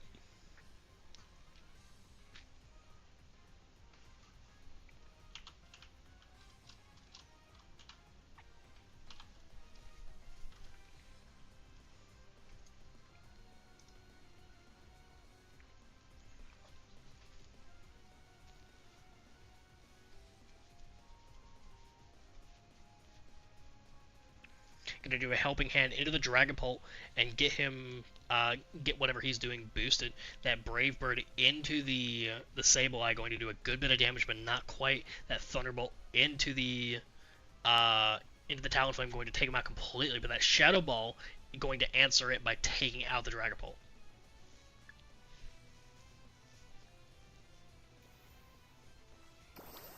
Chandelure and the Alolan Ninetales once again joining us on the field and getting that snow up. Hopefully able to get out of Veil this time before Sev can really hold or be able to do enough damage. Helping Hand onto the Chandelure, doing a good, or being able to boost it, but not quite enough time to keep it actually in the fight before that Zoroark takes it down. And then Roar of Yell gets up, really boosting up Steven's team, and likely giving him a big boost forward. Bascu Legion coming in, and hopefully able to outspeed this Zoroark before it's able to Shadow Ball it as well.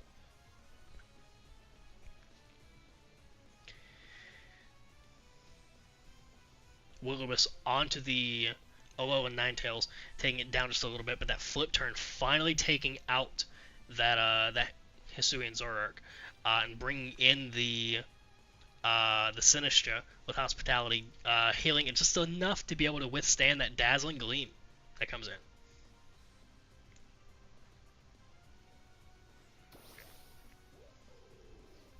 Decidueye coming out one more time to hopefully be able to take on his team of full Ghost types. Really did a lot last round with Spirit Shackles, being able to lock them in, especially against Sinistcha, and kind of preventing it from getting any more Hospitality boosts. So it's a question on whether or not Sev's going to bring them out right now, or take them out and put something else in right now to prevent Spirit Shackles from locking his Pokemon in place, or if he's going to just keep it in and probably do like a Rage Powder or something like that to divert attention. Personally, though, the Sableye isn't really doing a whole lot on its side of the field. It really needs to get back. Will-O-Wisp going into the Decidueye and burning it again to hopefully get a little bit more damage on it. Citrus Berry activating on the Sinistcha, keeping it in. And that Strength Sap going into the Decidueye to take its HP down just a little bit and its strength down. Brave Bird on the Sinistcha, not really doing enough to take it down, especially after the Citrus boost.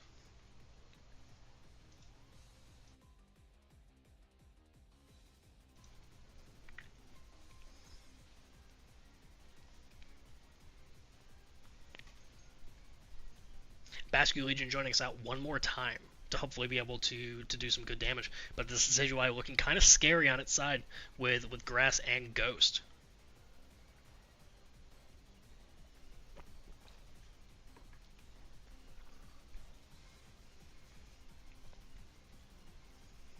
Last Respects on that Decidueye, going to take him out in one shot. Blizzard onto the Sinistcha and onto the Bascu Legion, going to kill the Sinistcha, but not really do a whole lot to that Bascu Legion. That Bascu Legion having a big boost from Last Respects now, really going to threaten its opponent. And Veros joining us out on the field one more time, hopefully able to deal enough damage and be quick enough to take out that Bascu Legion, but it's just not.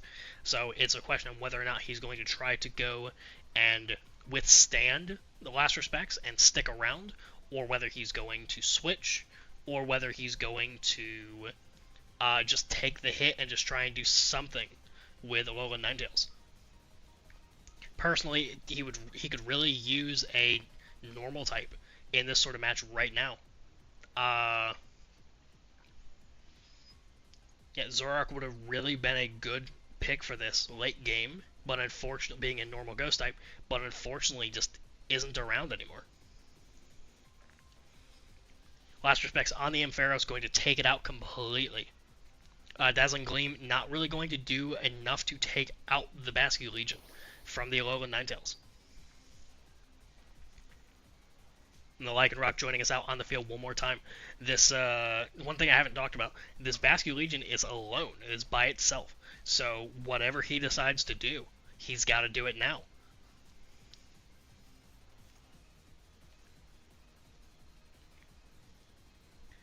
Accelerock into the Basque Legion, going to take him down to 6%.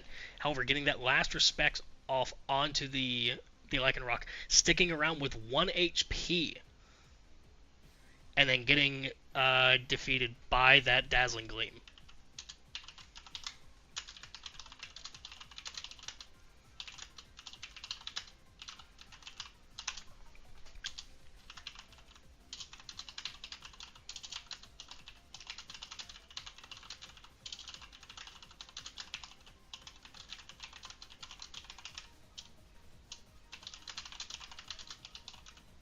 Oh.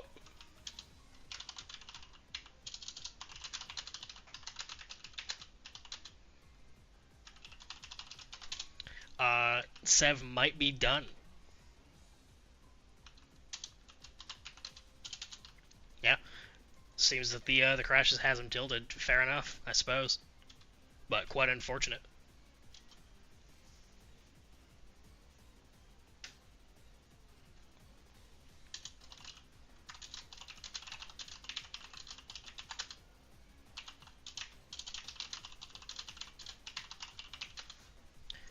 That means that our final game will be between Phil and Steven.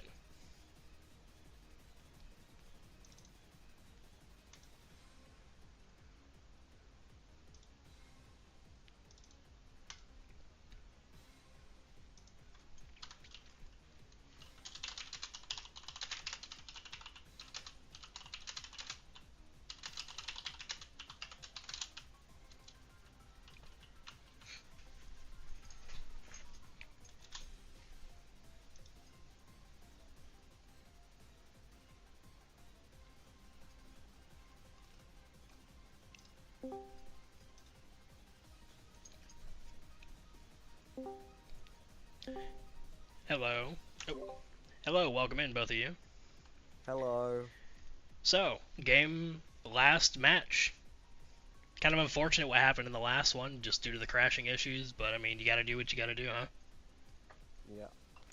How are we feeling, both of y'all? Phil is kind of, other than one of his games, he's kind of taken it all the way, but at the same time, I think, what was the game that knocked Phil down? It was against you, Steve, right? It was me, but I won on a technicality because he crashed.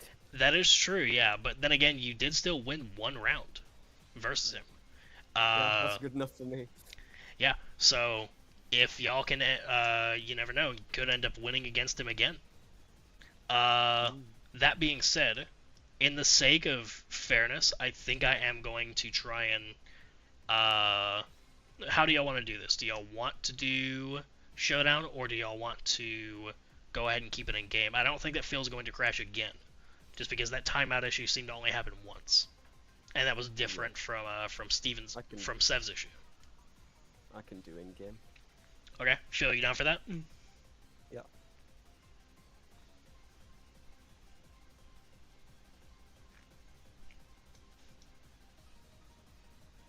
Can do in game? Cool. Okay, so red is more powerful, it's a trick. We're gonna wait a couple minutes just because we have a restart coming here very soon, here like 7 minutes. How are we both feeling, guys? I'm scared. I mean, you did pretty good round 1 against him. Like I said, you won 1, and I don't know if anybody else has gotten. I think only one other person's gotten one off on Phil. Other than that, he's been kind of clean sweeping. I nearly beat Phil in our practice yesterday. Really? Yeah. Phil, how you feeling? You've been kind of clean sweeping quite a bit. Can I get like 15 minutes to go somewhere real quick? Sure. Yeah, we can go ahead and take a short intermission. Uh, just for a few minutes. And once everyone's back and ready to go, we'll do this final match.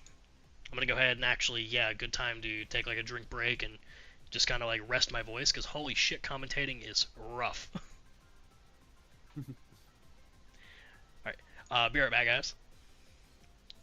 Whenever y'all are both ready, shoot me a message here on Discord. Steve, I'm pretty sure that, are you going anywhere or no? No, I'm here until. Okay, cool. Yeah, y'all go ahead and just, Phil, message me whenever you're ready, and we'll go ahead and do, this final match, determine who's champion. Alright, cool. I'm gonna go ahead and go do a voice break for just a moment, because holy crap, how do YouTubers do this? This is rough. Alright, we're gonna take just a chill break for a little bit, guys.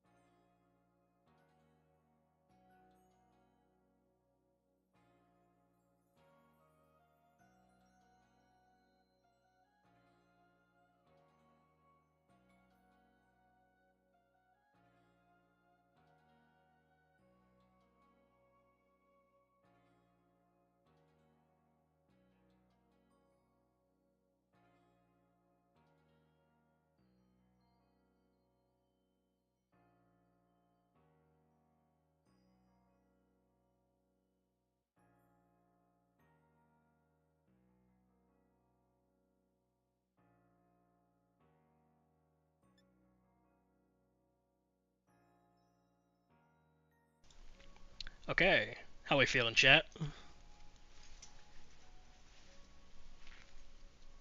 Server's restarted and we're back up. Not sure if Phil is back just yet. Oh. Do you have a message on Discord?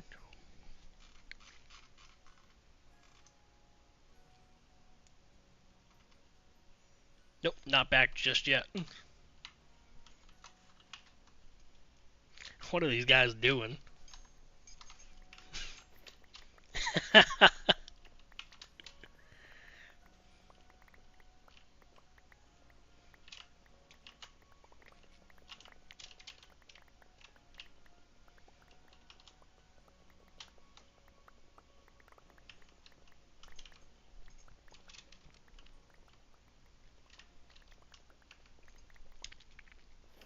Yeah, let me show you guys around real quick for those of y'all who were just watching on the side. Let me introduce y'all to Cobblemon Vulkan a little bit while we wait for Phil. So, started this project back in like June of last year. Been working on it quite a bit, pretty much as my like full-time job. And yeah, no, just been building on it as I go and just trying to make this like one of the bigger Cobblemon servers out there. I really want to get it to a point where it's like high up there. If I might, obviously like what's the unrealistic dream would be like the high pixel of Cobblemon servers, but I'm pretty sure there's already a couple of them out there that are like huge, right? And so I'd love to just get this to a point where it's much bigger than it already is, because I really love the community that we've built so far. We host events pretty much every month as well. This month was our fireworks festival. We even have a sort of a fireworks themed drift bloom, or drift balloon and drift blim as well, and even a nice little surprise that players can find and obtain in game.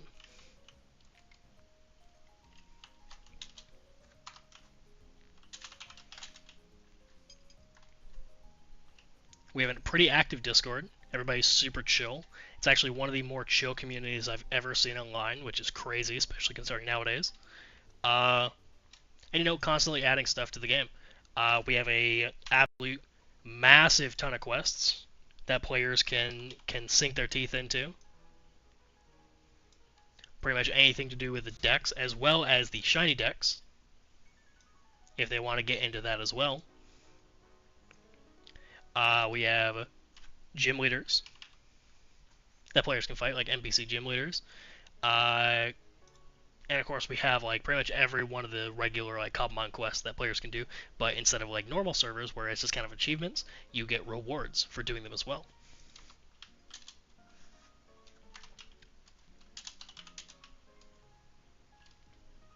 We do have a small quest you do at the very beginning in order to get started. And that'll start you off right there. You go to the lab, you go check out some different stuff around spawn, get ready to fight like a Team Rocket grunt, and just continue on, you know? Eventually you end up reaching the novice rank, which is like the very basic like trainer rank, and then you just go from there. Of course, we're still building stuff as well. It's been a collaborative effort between a lot of very talented individuals helping me out. Shout out to pretty much the entire fucking staff team.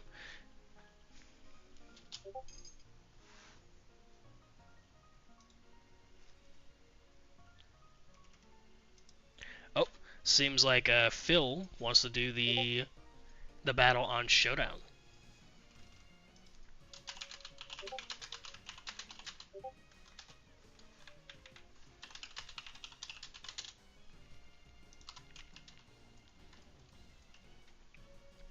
Seems like Phil wants to do the battle on Showdown, so I'll likely be watching him.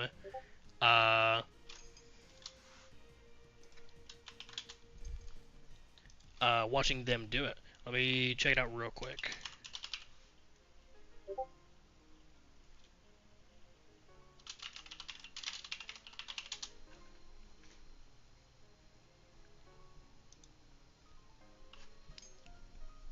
Ah, there it is. Watch a battle.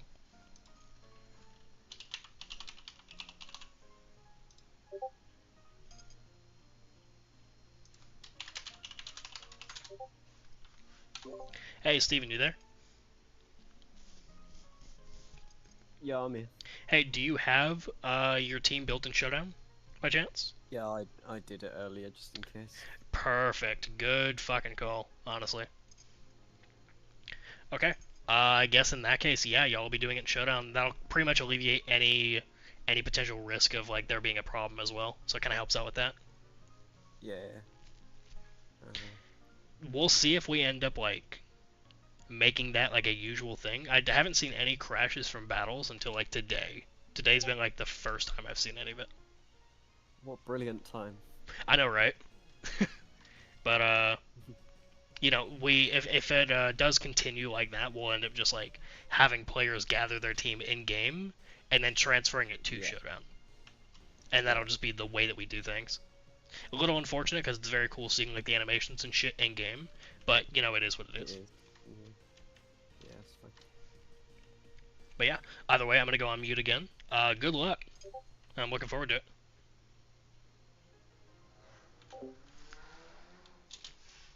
Okay, let me go ahead and get Showdown pulled up as well.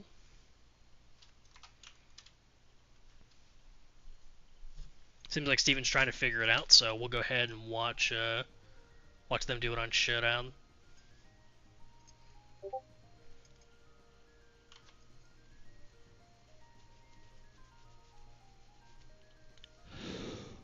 I don't know how YouTubers do this commentating thing for a long, especially like announcers, like old Smash announcers. I have no idea how they do this announcing thing for like a long time. Because it's like grating on your throat. Like I used to fucking DM quite a bit, and I do like voices and stuff like that. Like one of my characters was Grunkle from like Grunkle Stan from fucking Gravity Falls, and doing that voice was very grating after a while. But like that's a voice. This is just me. That's crazy. I can see even worse whenever they have to do like voices and stuff for it, because if it's just theirs, maybe they eventually just get used to it.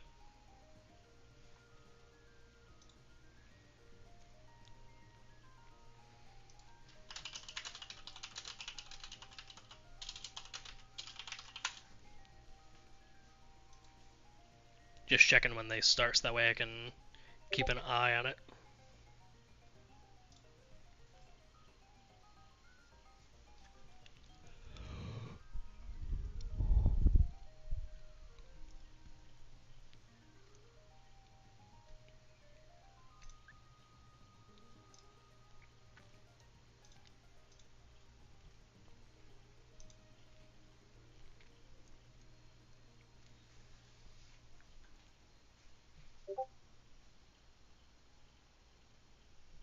Yeah, it's very unfortunate with Sev, because like, you know, he was doing really fucking well, but it's just like the very first time that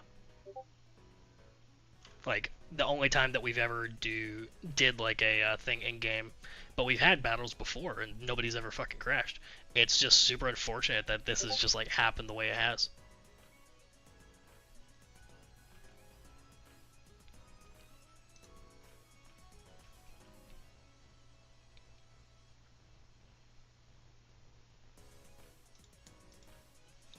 That's why in the future we might end up just doing it in Showdown, or just me making sure that that things are proper beforehand. To just see if there's any issue. But we've been going for a really long time without it. Oh, looks like we're up. Whoa, that's loud. Hold on one second. Let me turn that down.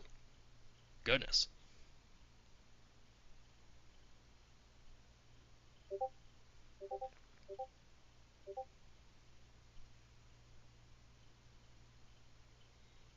How the hell do I turn this down? Oh, there it is. Turn that way down. Goodness. Okay.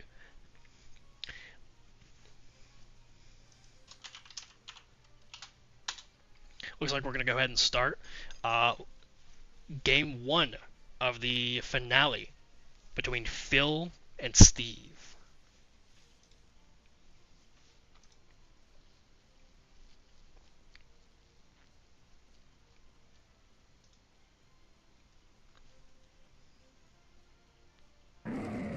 Gonna go ahead and start off with the Incineroar and the Roaring Moon versus the Ninetales and the Lycanroc.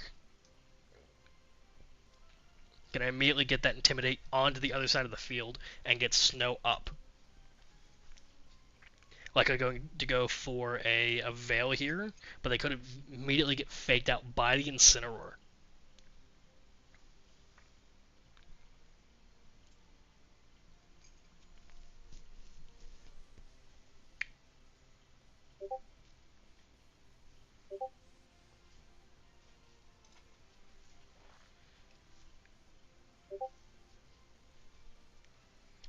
Let me mute my Discord real quick. People in chat just hearing the Discord notifications go back to back. There we go. Iron Head into the Ninetales, taking it out immediately because of that Fairy type. I'm going to go for a Focus Blast into the Incineroar. Gets a little bit back because of Citrus. And then Parting Shot into the Lycanroc to take it down. Or to take its attack down just a little bit.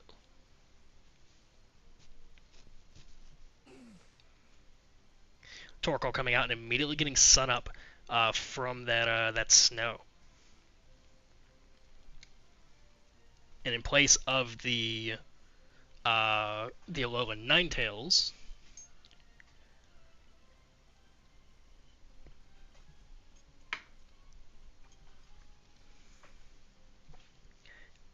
you can go for multiple things here, but a lot of this team is very weak to fire. I'm gonna pull out the Zoroark. It looks like, or maybe the Zoroark was already out. You never know.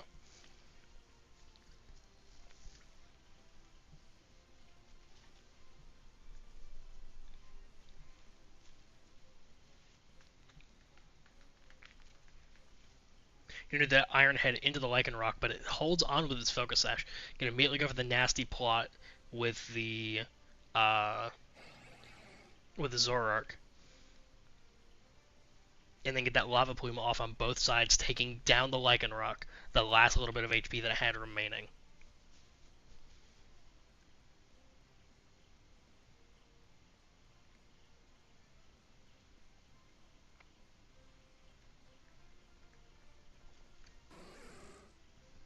Ampharos comes out onto the field, hopefully being able to get off some static on those physical attackers, but Torkoal doesn't have to worry about that at all with that Lava Plume coming out.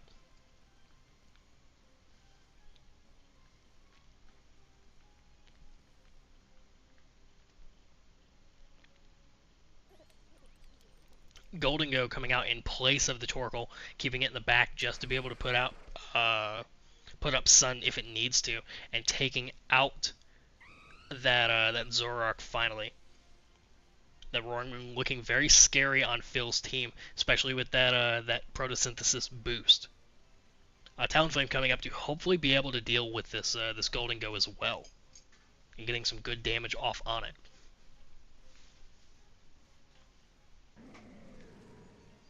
Incineroar coming out with that attack boost, or with that attack down on the other side, as well as Hatterene.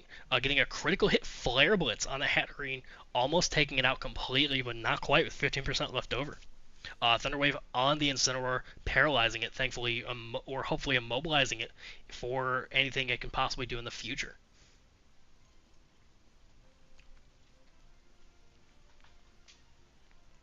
Incineroar is going to fake out into the Talonflame and keep it from moving, but that Power Gem into the Incineroar is almost going to take it out, but not quite. Nuzzle into the Talonflame isn't going to be enough to finally kill it. And it seems to also get back up due to... Did it get back up? I don't know. I'm tired. Power Gem into the Incineroar as well as the Brave Bird is going to take out both of Phil's Pokemon. Phil's team looking very fine. Only having lost 2 Pokemon versus Steve's losing 3 already, and already being down on this Talonflame and this Ampharos. Roaring Moon looking pretty good with this knockoff into the Ampharos, taking it out completely, as well as the Talonflame going down completely.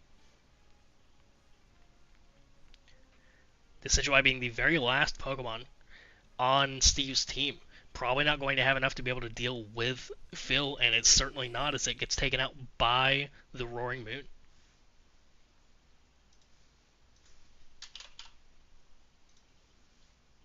Oh, I don't want to log in to do any of that.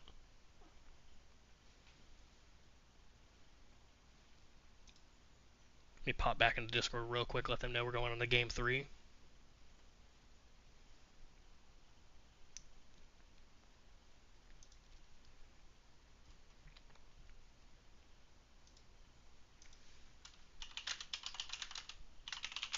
Game 2, rather.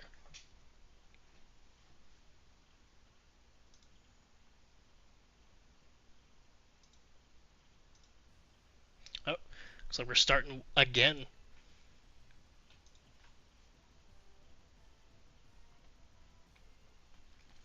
This will be possibly the final match of the Cobblemon Vulkan Championship Tournament. We'll see who ends up winning this, and then becoming our first ever champion. Likely in a long series of champions to come. Because we plan on sticking around for a while.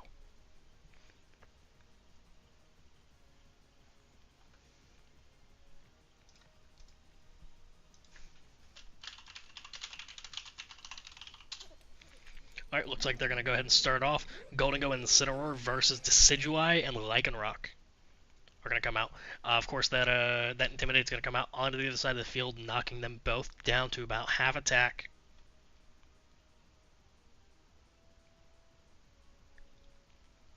Fake out into the Lycanroc, taking him down just a little bit. It looks like that's not the Hisuian Zoroark. Make It Rain's going to take out that Lycanroc completely. Unable to hold on with its Focus Sash, and Spirit Shackle onto the Incineroar, keeping it into the field. Alolan Ninetales coming out and putting up Snow Warning. Hopefully going to be able to get Veil off, but not sure with this Incineroar on the field.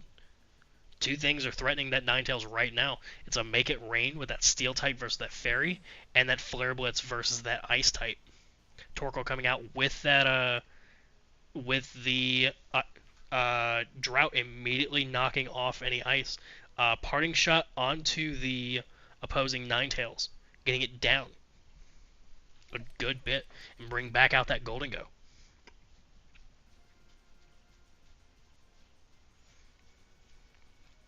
Steve already down one Pokemon and a little bit down on his attack and the Decidueye's HP. Phil's looking pretty sturdy on his side, almost like this is a victory run. But you never know, Steve could pull it out and completely wipe him.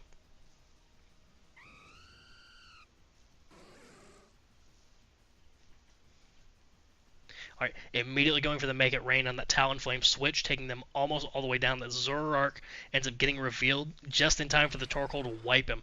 Talonflame getting back just a little bit of HP, but not sure how much it's going to be able to do versus this Torkoal Goldengo combo. Ninetales coming out again to get that ice up, or to get the Snow Warning up, thankfully. Kind of locking out this Torkoal. At this point, Phil has to either continue doing Eruption with the Torkoal, or switch. Looks like a Flare Blitz into the Goldengo takes him out. And the Talonflame as well. Another Eruption into the Ninetales, almost kills it, but not quite, due to the Aurora Veil. Hatterene and Ampharos coming out. Very well, could still go either way. He could very well get a Paralysis off or something like that. Immediately goes for the attack down with the Intimidate by bringing Incineroar out. Goes for a Blizzard, but doesn't quite do enough damage. Same with the Power Gem. Takes him down to 6%, but activates a Citrus Berry just to get him back up to 31. Dazzling Gleam going to do a good bit of damage, but not quite enough to take down the Ninetales. Both sides barely holding on by a thread. Looks like a Fake Out into the Ninetales to take out just that little bit of HP left, and a Power Gem from the Ampharos into the Hatterene, but not dealing enough damage to take it out.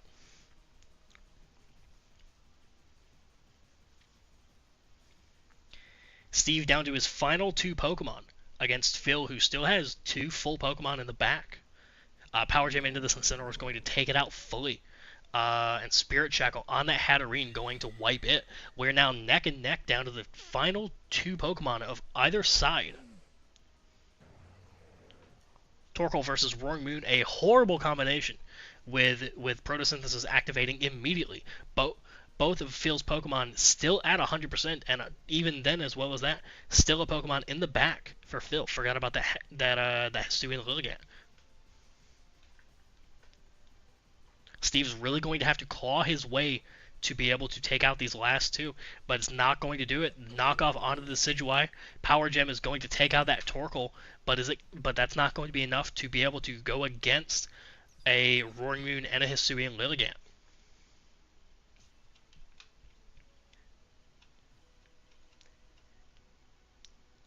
Comes down to this last one, Solar Blade taking out that Ampharos, and we have our winner. Phil, Cobblemon Vulkan's very own moderator, has now become Cobblemon Vulkan's very first champion. Let me get some...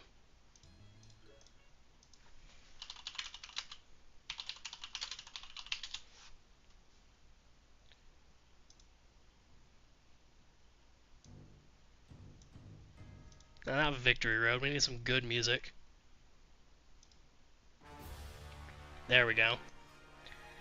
Everybody give it up for Phil, Cobblemon Vulkan's very first champion.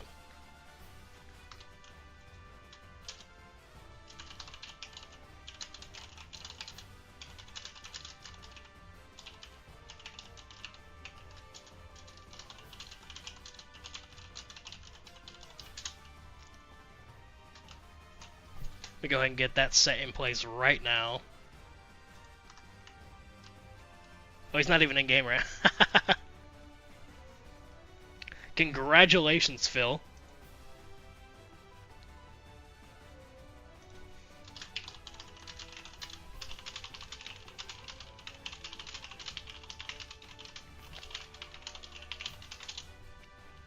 Phil, what do you have to say for the people back home?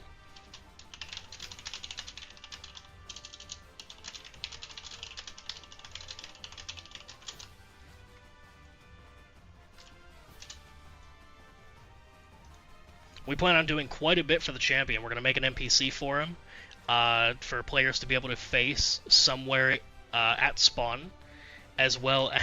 God bless Skylar. Yeah, that was one of our other competitive players. But, you know, shout out to Skylar. Hopefully we'll see if he ends up becoming next year's or next season's champion. You never know.